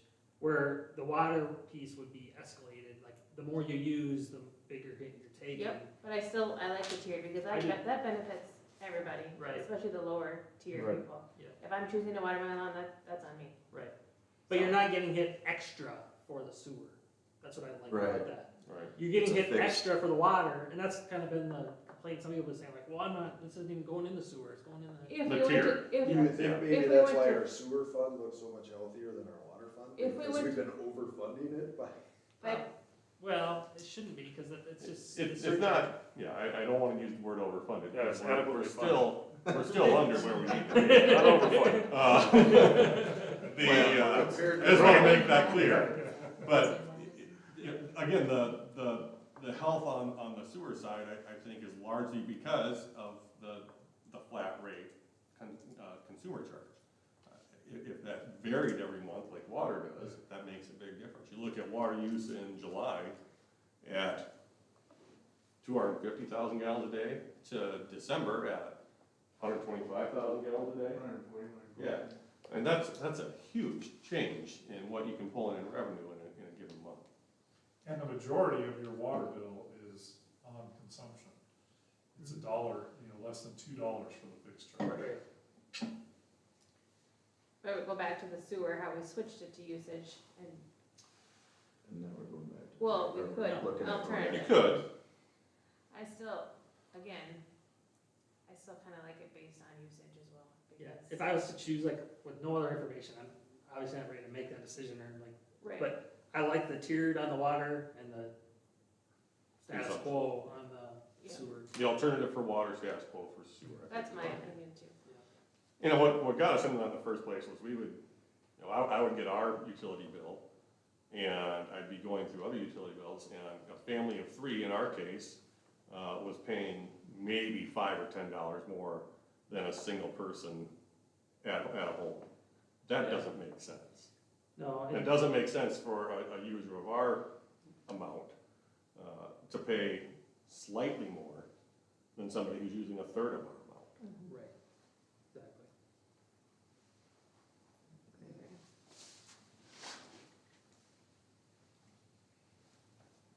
And I'll get you the charts and tables of kind of where folks fall. Yeah, that'll be helpful. Yeah, that'd be, yeah, the, That'll help.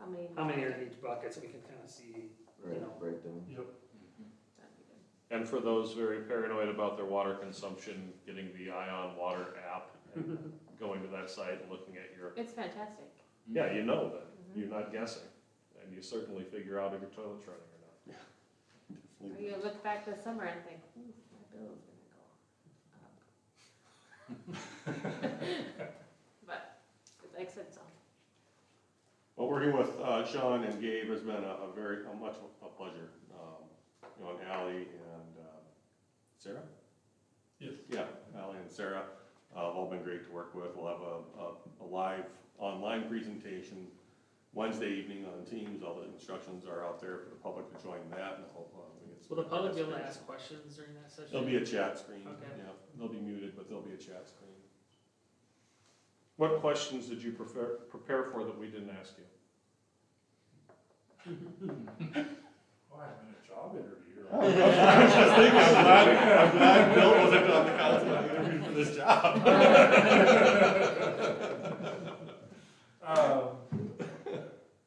That you didn't ask. I think I would, well, I'm kind of a rate geek, but, I think you've hit all the revenue requirement, the financial piece. I think you all had really good questions on why that was driven. I think if you had other questions, to me, it would be around, you know, the cost of service. Why are we seeing some of the differences on the city accounts on the water side, which are fairly easily explainable with how they use the water.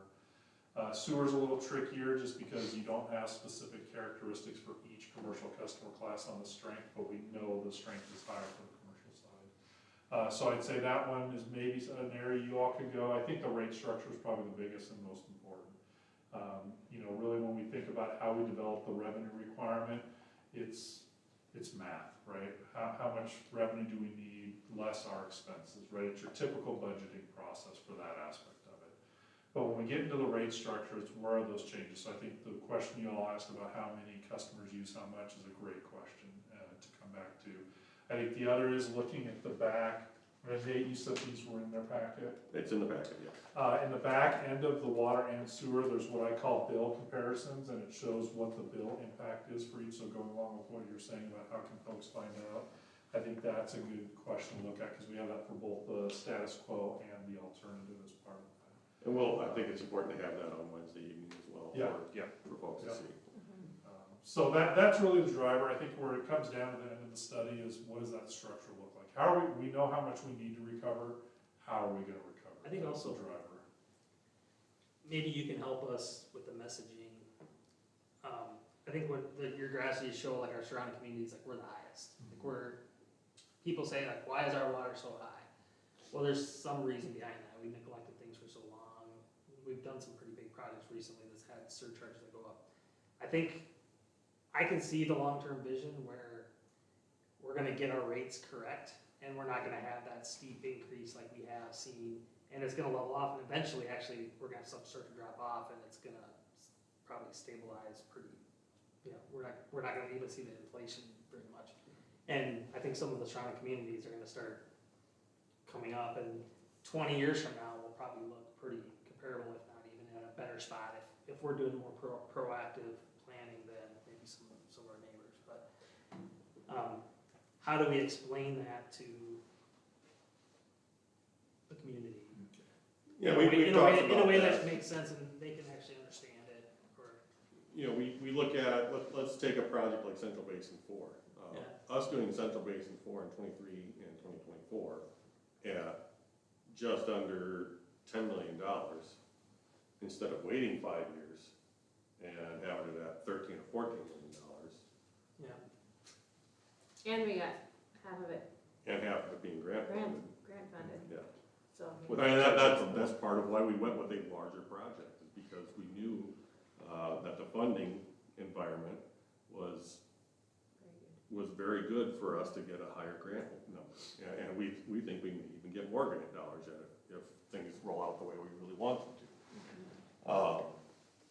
We aren't just throwing projects out there and hoping for the best. We are very strategic about what we're asking for and when.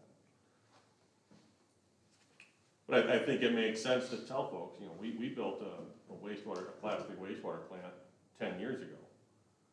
What would that plant cost today? And what would the surcharge be today if we built that? Now, that being said, I don't think we necessarily built that plant all that willingly 10 years ago. We were kind of forced to do it.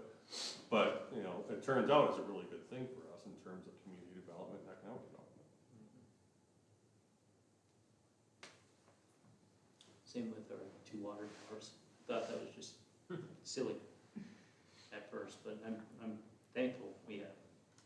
Well, there have been days in the last year and a half we've been happy we had to.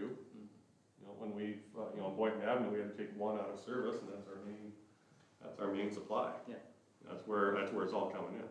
And we know that we've got a couple days worth of elevated storage to take care of us if things went awry, so. Prepares us for growth. It Right. Prepares us for lots of things. Yep. Resiliency.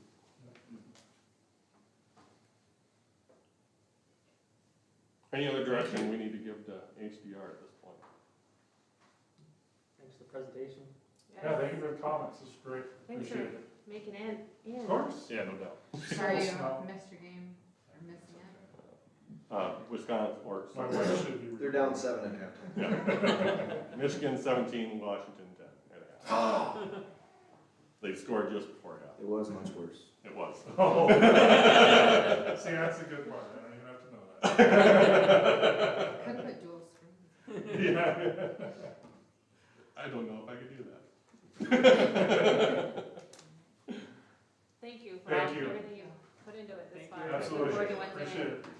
Yep, we'll chat and we'll bring some information back to you all. Okay, on to item B, advertise.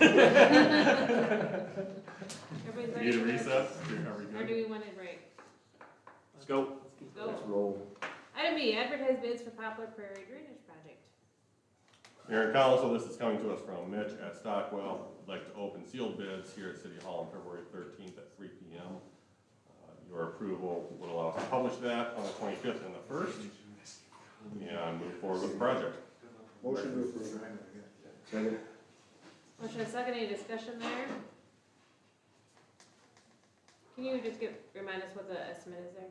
Is it in here? We don't know, I don't believe it's in here. I can get it for you. just out of curiosity. Okay, so we have a motion and a second, all in favor? Aye. Any opposed? All right, looking forward to getting those bids. Item C, recreational trail expansion. Mayor and Council, this comes to us from the Park Board. At the December meeting, the board voted to ask City Council to begin work to expand the trail system from Blaine to West Evergreen. Finding your packets an estimate for expanding that trail, total cost of approximately $1.15 million.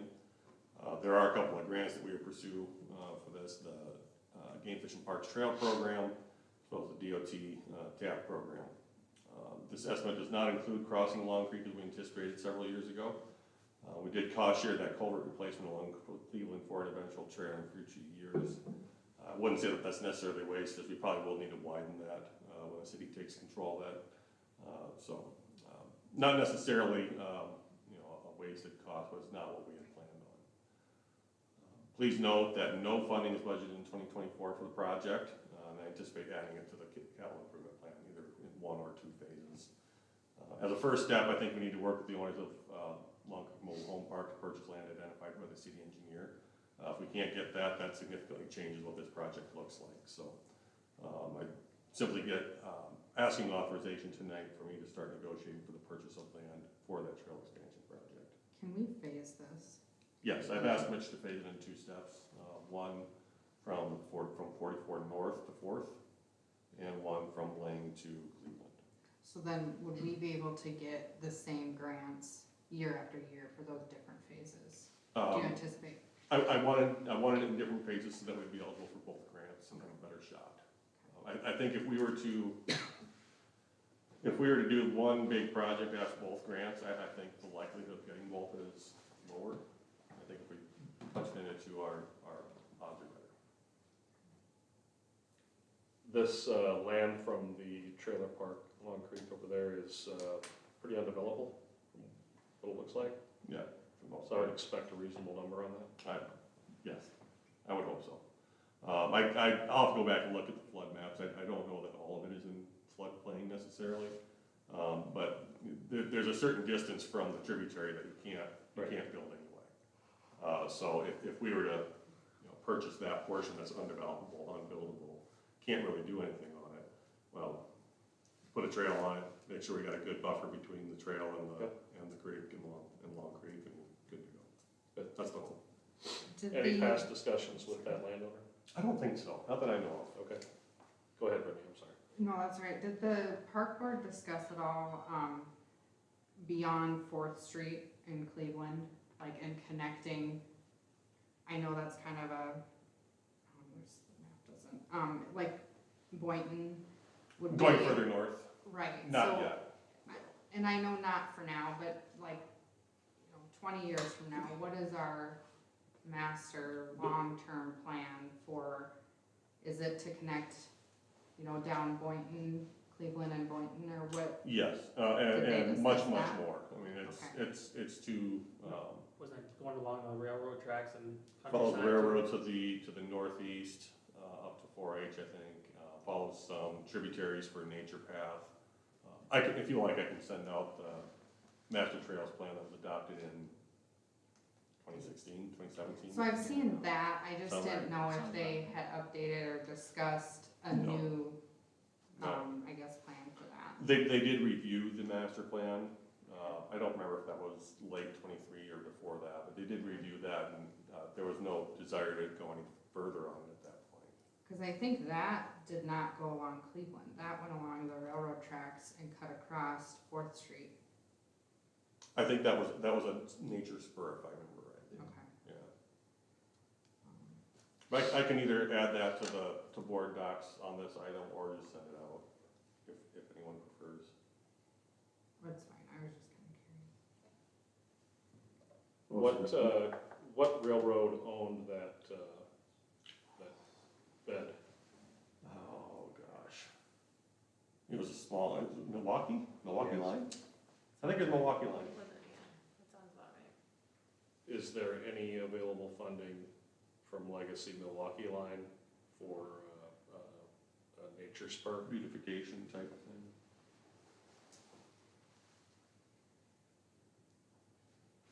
Little signage, be kind of cool.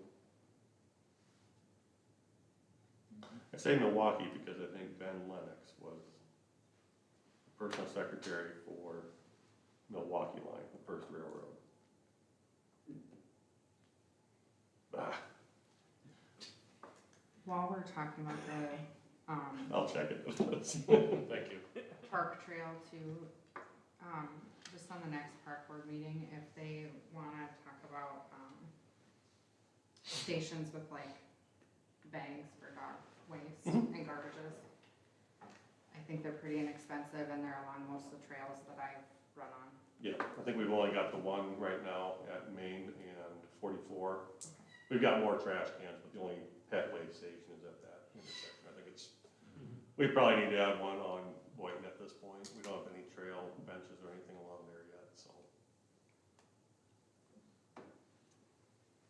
Motion to authorize Nate to start negotiation talks with Wild Creek. Second. Motion is second, any further discussion there? All in favor? Aye. Aye. Any opposed? All right. Looking forward to see how those conversations go. Item D, resolution 2024-010801, hazard mitigation plan. Mayor and Council, this is something that doesn't seem all that exciting, but it's pretty critical in terms of Lincoln and Minnehaha counties and their communities' use of federal funds and future disaster mitigation. So over the past, I think 9 months or so, worked with CCOG and all of our partner agencies, cities and counties to update the Minnehaha and Lincoln County pre-disaster mitigation plan. So it's funded by Homeland Security under FEMA. It's intended to help plan and direct hazard mitigation before a disaster so as to reduce overall risk to populations and structures. The draft plan is now ready for approval and support has been requested. In terms of benefit to the city, it makes us eligible for future mitigation funding on other projects. Just as a hypothetical example, if we were to build a new park building, we could include a storm shelter with federal funding for that shelter.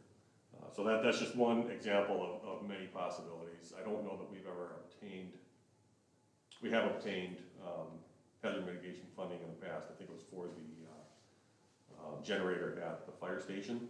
That's our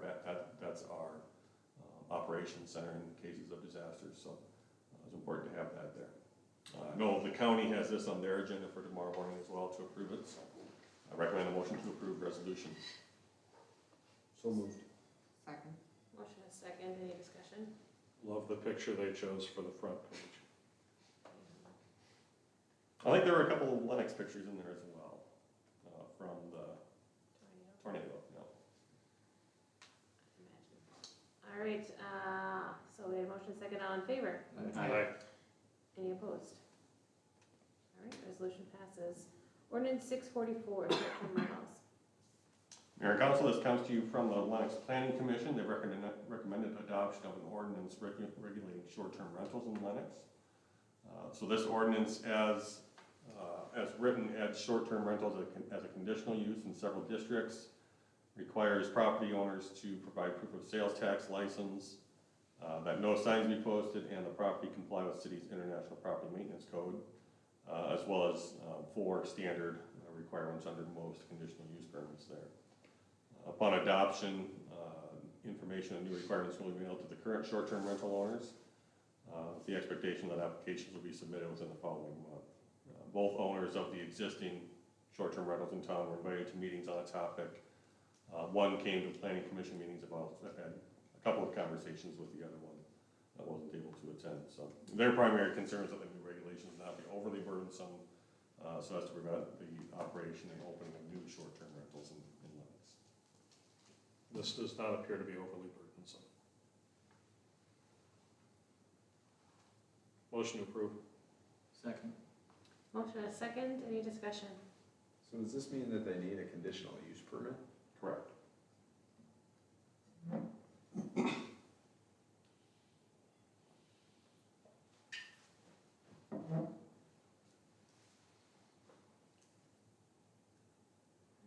any other items? So motion and a second, Well- oh, If there's not an issue, because they say right in there that there's not an issue with this currently, like, is this something that we think is going to become a large issue for us? Because it seems like we're regulating something that maybe doesn't even need to be regulated. I would say it has not been an issue for us as of yet. But it's something that is a prime topic in many communities. I think, we can talk about Sioux Falls and their process, which I think is significantly different from what we're looking at, both in burden and practicality. But you look at small towns in the surrounding areas, and it is something that's going to pop up and has the potential to be troublesome if it's not closely watched.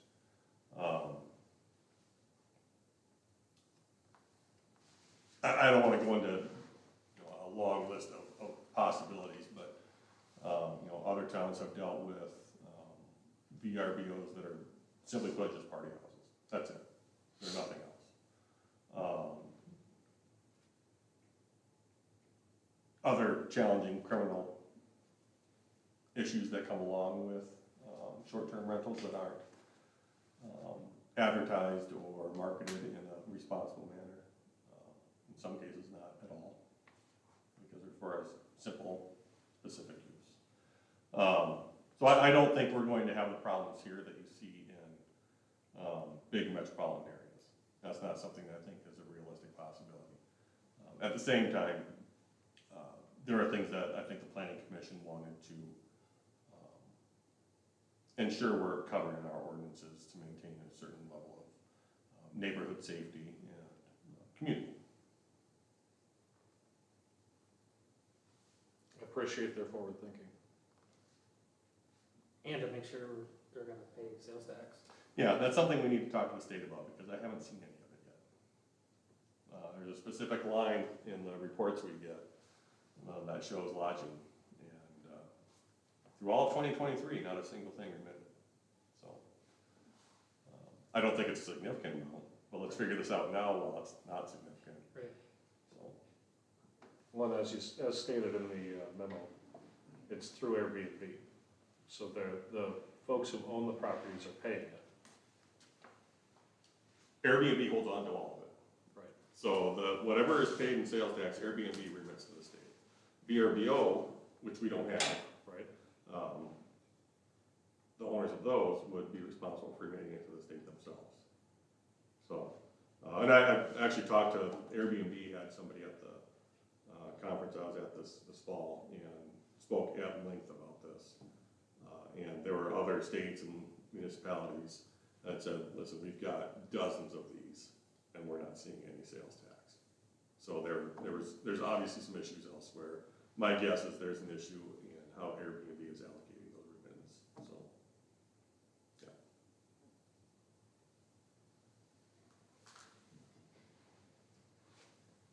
So, who regulates this? Like, we just look on Airbnb and see who's got an Airbnb, and then they gotta come get a conditional use permit? Well, ideally, someone would come to us prior to that, but my guess is it'll be similar to some daycares where they find out that a new daycare opened a week ago, and they've got a full slate of kids, and, you know, we don't really want to be the bad guys and shut them down, so we make some allowances. But ideally, someone wants to open a short-term rental, they'll ask if there are any special permits required to do so in Lennox, and then we go through the process with them.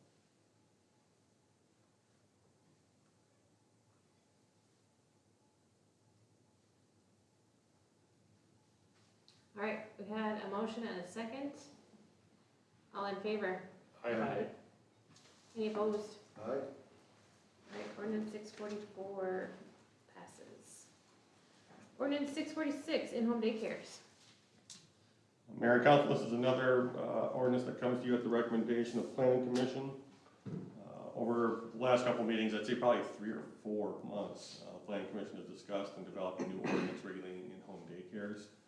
This continues to be a challenge for Lennox, as there is a clear need for daycares in our community, but a lack of structure for placement of those daycares.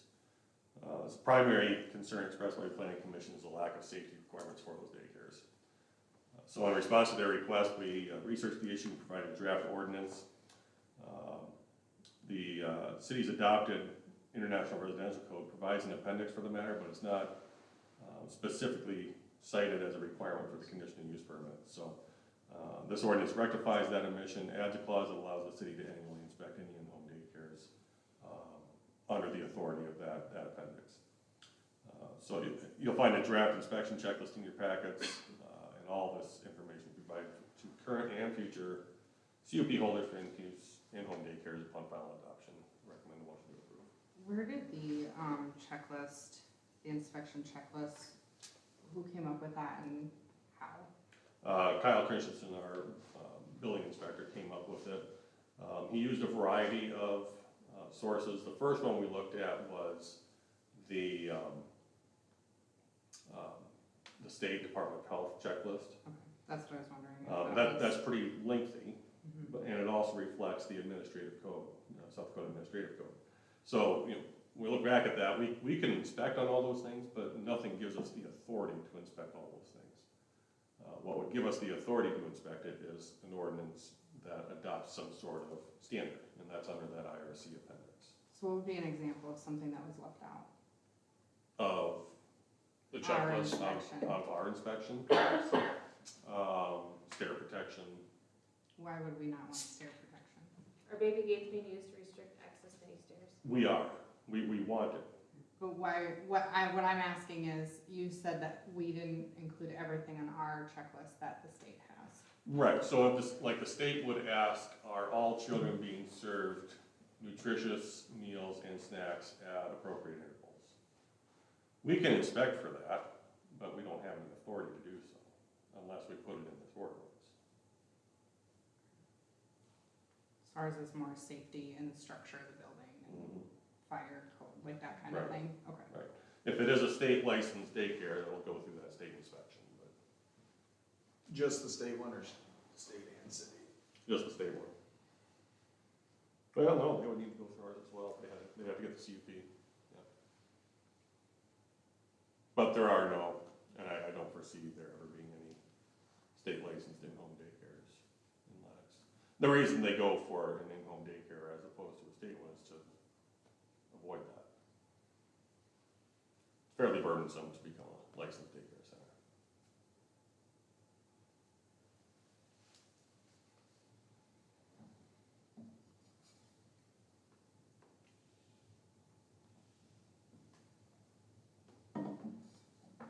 Motion to approve.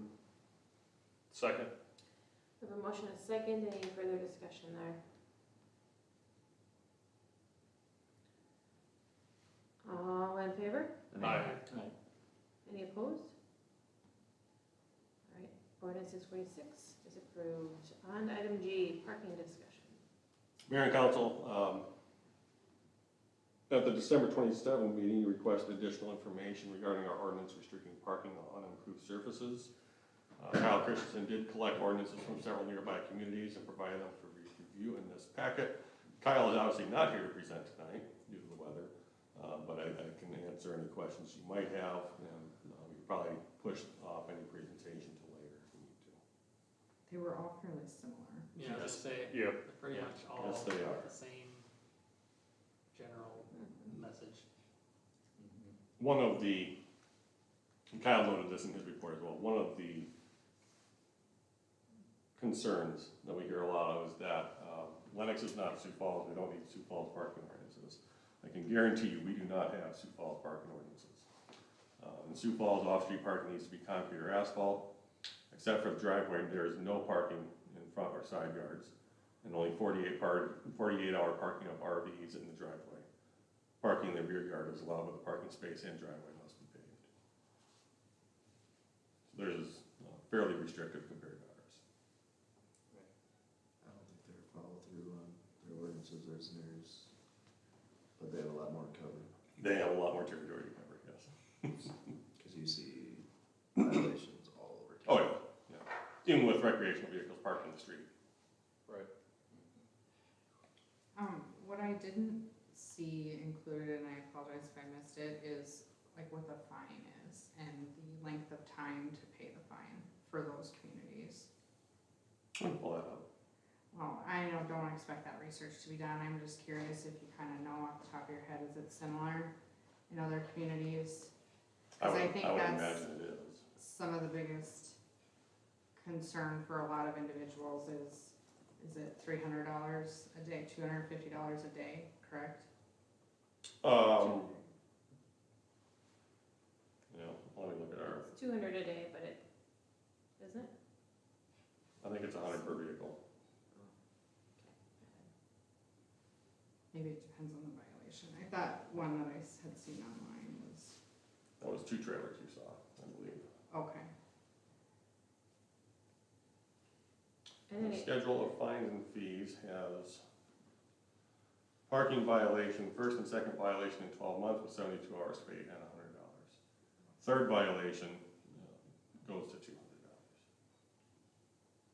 I mean, but it would be, so ours is the third violation goes to $200. Correct. Okay.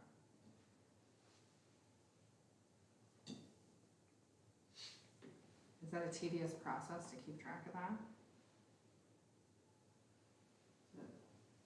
Fairly How many odd. days? Of how many they've had or how, Well, right, I mean, if it's been 5 years, 10 years. oh, I guarantee we don't have the data on that. Ours would be in the last 4 years probably. So if they receive a citation, say after it's been parked there for a week or whatever, and they don't get it off, is there anything in there on that, like, we can give them a second one after That would just ticket it again. the next day? Every day is allowed to be a ticket, yes. And how many days do they have to move it? Cause this specific ordinance, it's like 14 days, right? It's not the ordinance that gives them 14 days, it's at the code officer's discretion. Oh, okay. The standard courtesy notice gives them 14 days. So we lay out, here's the violation, here's how you can fix it, here's the potential fine, here's the timeline to fix it. The likelihood that we actually go through that whole process in that 14 days is very small. We've got properties that we know have been in violation for years that we're still working with. We've got, there was a courtesy notice a couple of weeks ago, 3 or 4 weeks ago maybe, where I don't think anything has been done yet. We also haven't fined them, but we've been in communication with the owner, and if the owner dropped off plans for improvements next spring, that would alleviate the concern, that would eliminate the violation. Maybe it's reasonable for us to give them that time to make that fix. That's usually what we do, we give them time to come into compliance. Just gotta have a plan. That makes Yeah, sense. if somebody sends us, yeah, I know we're in violation, I really can't argue that. Here's what we're gonna do to fix it, but I can't do it tomorrow. Can you give us 3 or 4 months? We're usually gonna give them that time. The instances where we're not going to give them time is where there's a demonstrated lack of compliance over several years, despite consistent notices violation warnings, and tow charges, and impound charges, and you name it. So that's a very limited number of cases. I can think of maybe 2. And just to clarify the process, our code enforcement officer is actively searching for violations, but also if there's a complaint, then the code enforcement officer goes and investigates that complaint? Correct. Okay. In the past, it was all complaint driven. We went to, it's been about 2 years now that we've had a code enforcement officer that we share with Hartford. That changed a little bit. It made it more, I don't know if I'd call it patrol driven, but staff driven instead of just complaint driven. Because we now have the resources to dedicate towards it. I appreciate the research that was done, because this is, close to 10 communities, if you look at what's in the PDF document too, surrounding communities that are very similar ordinance to us and process, I guess, if there is a violation, so I don't know if you need, we don't need a motion, I guess, but I would, It's just a discussion. I'd Simply rather providing just for leave it information. the way it is. And I know we talked about doing potentially a survey, but I guess I don't see the need for that at this point.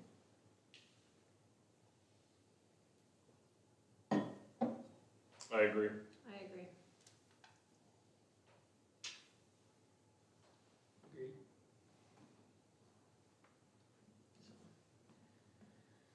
All right, thank you for that research that went into there. I will thank Kyle. Kyle as well, yep. On to item H, solid waste collection ordinance. Mayor and Council, one more ordinance for you to consider tonight. This is at your request, based on our discussions. Changes to the ordinance are highlighted in yellow and it has been reviewed by the city attorney. We forwarded the changes to all license holders for any comments. I've heard nothing back at this point. Recommend a motion to approve first reading. So moved. Second. We have a motion and a second, so we haven't spoken to them, we just sent it to them and see if they have any questions? Yeah, I think we need to follow up now with a couple of phone calls and make sure that, I don't want there to be any ambiguity remaining on what they Right. can or cannot do, so. Right, I agree. Okay, so we had a motion and a second, is there any further discussion there? All in favor? Aye. Any opposed?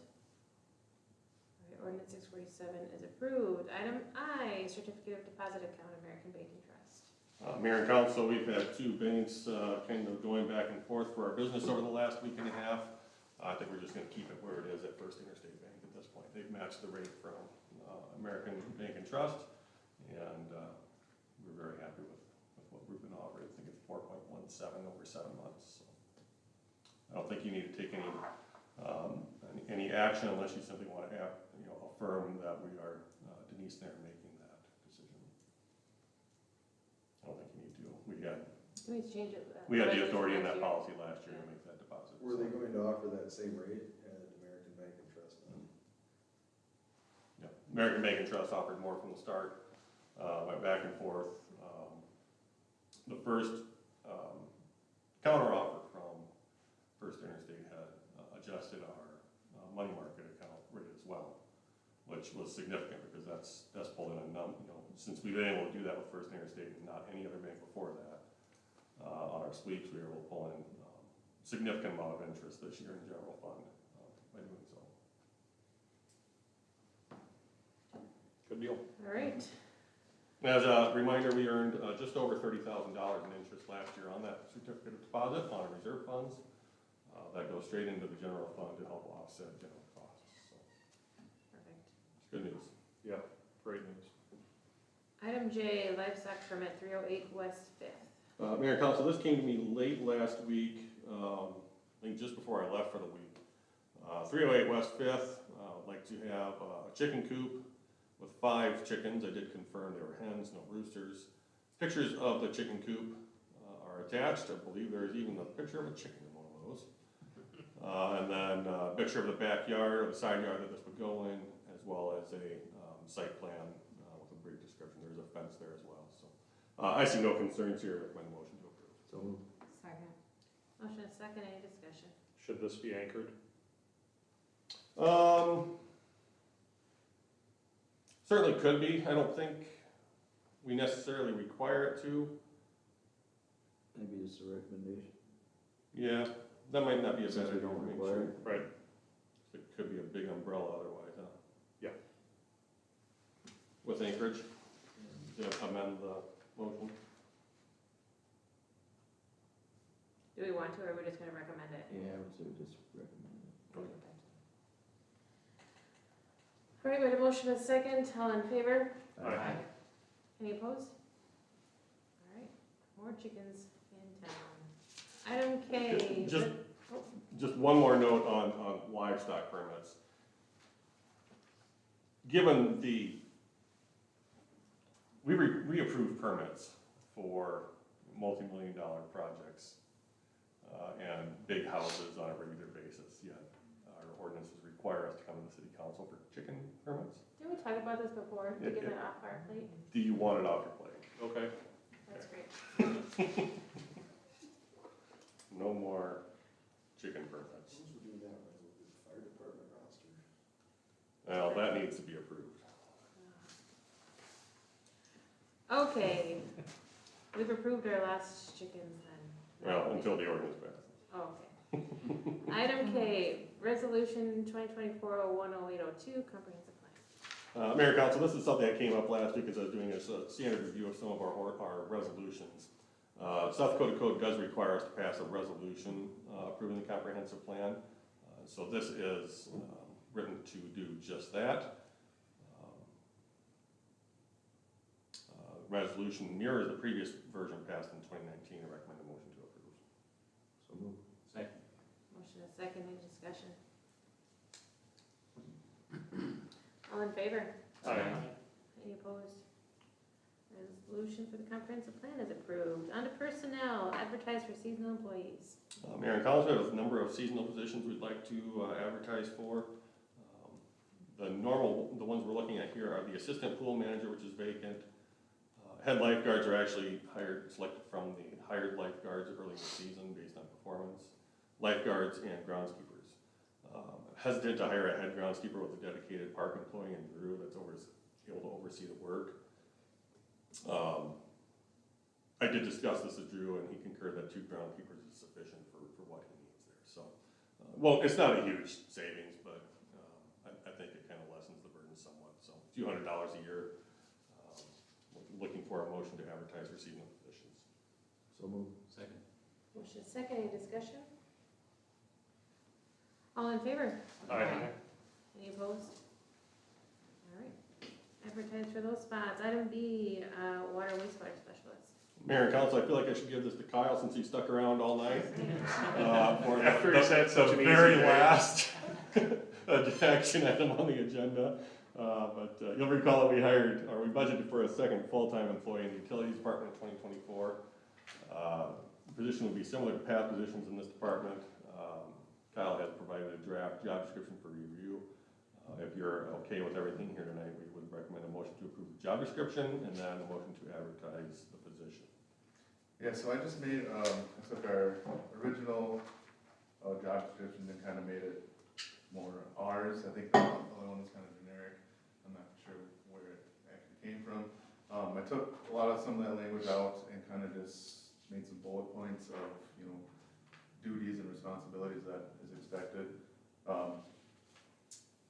As far as the pay scale, it's pretty competitive with surrounding areas. It is also, it's the entry level / kind of, like a class 1. I think Nate's and I, both of our goals is to eventually have 2 fully licensed, professionals for the city of Lennox. But going directly to that would be pretty costly. I think kind of starting from an entry level position and kind of grooming that is a good route. So I'll answer any questions for the job description, otherwise looking for a motion to approve the job description and publish it.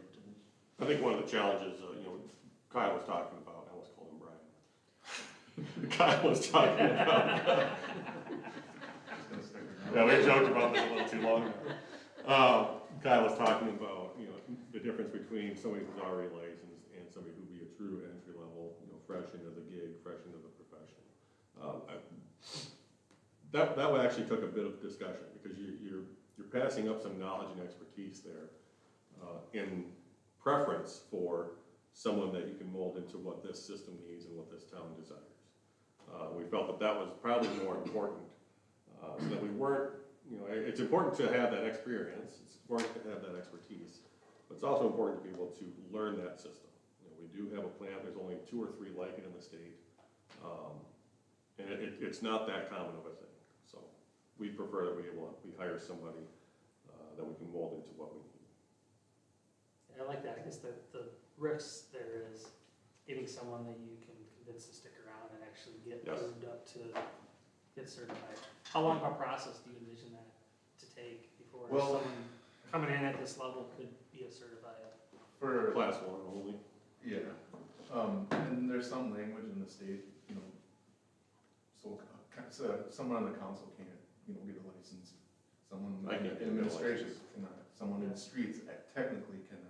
They have to be under direct supervision of that responsibility, of the wastewater, of the water distribution, of the collection system, to actually be able to have those credits go and be eligible to take a step up class.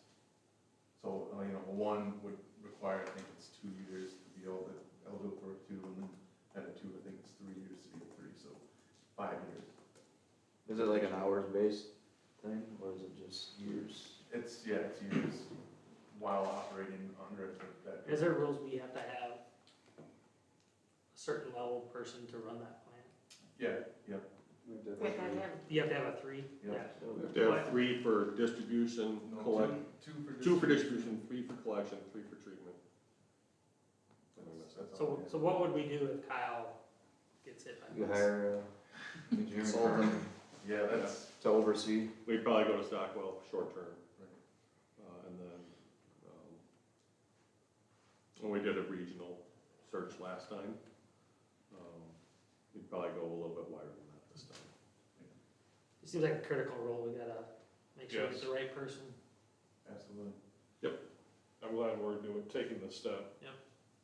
Me too. Kyle's too. So for class 1, they need high school equivalent, 1 year of experience in a class 1 or higher, and they need to pass the class 1 exam, so. For qualifications, can you put high school diploma instead of graduation? It's different if they just walk across the stage versus actually have a diploma. Do you have someone in mind, Kyle? There's a few candidates I'd like to, you know, extend that invitation for sure. Good, yeah. It's from another municipality, but I think they have the interest and Motion to approve job description as amended. Second? Motion and a second for the job description. Any further discussion there? All in favor? Aye. Any opposed? All right. thank you. Thank you for- Motion Thanks for your work on approve, Yeah. advertising Okay. for position. And we will advertise this a little bit differently than we have in the past, just as a note. We'll advertise it with Municipal League, which we don't normally do. South Dakota Association for Rural Water Services, and possibly AWWA as well, so. Second?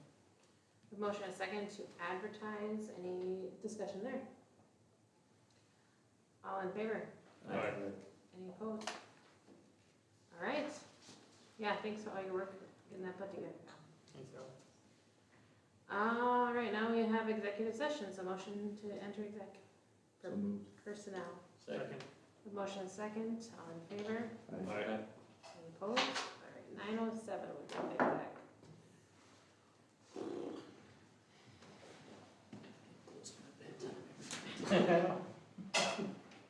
We still got a 4th quarter football game. Council meeting shouldn't last longer than college football. No, for sure not.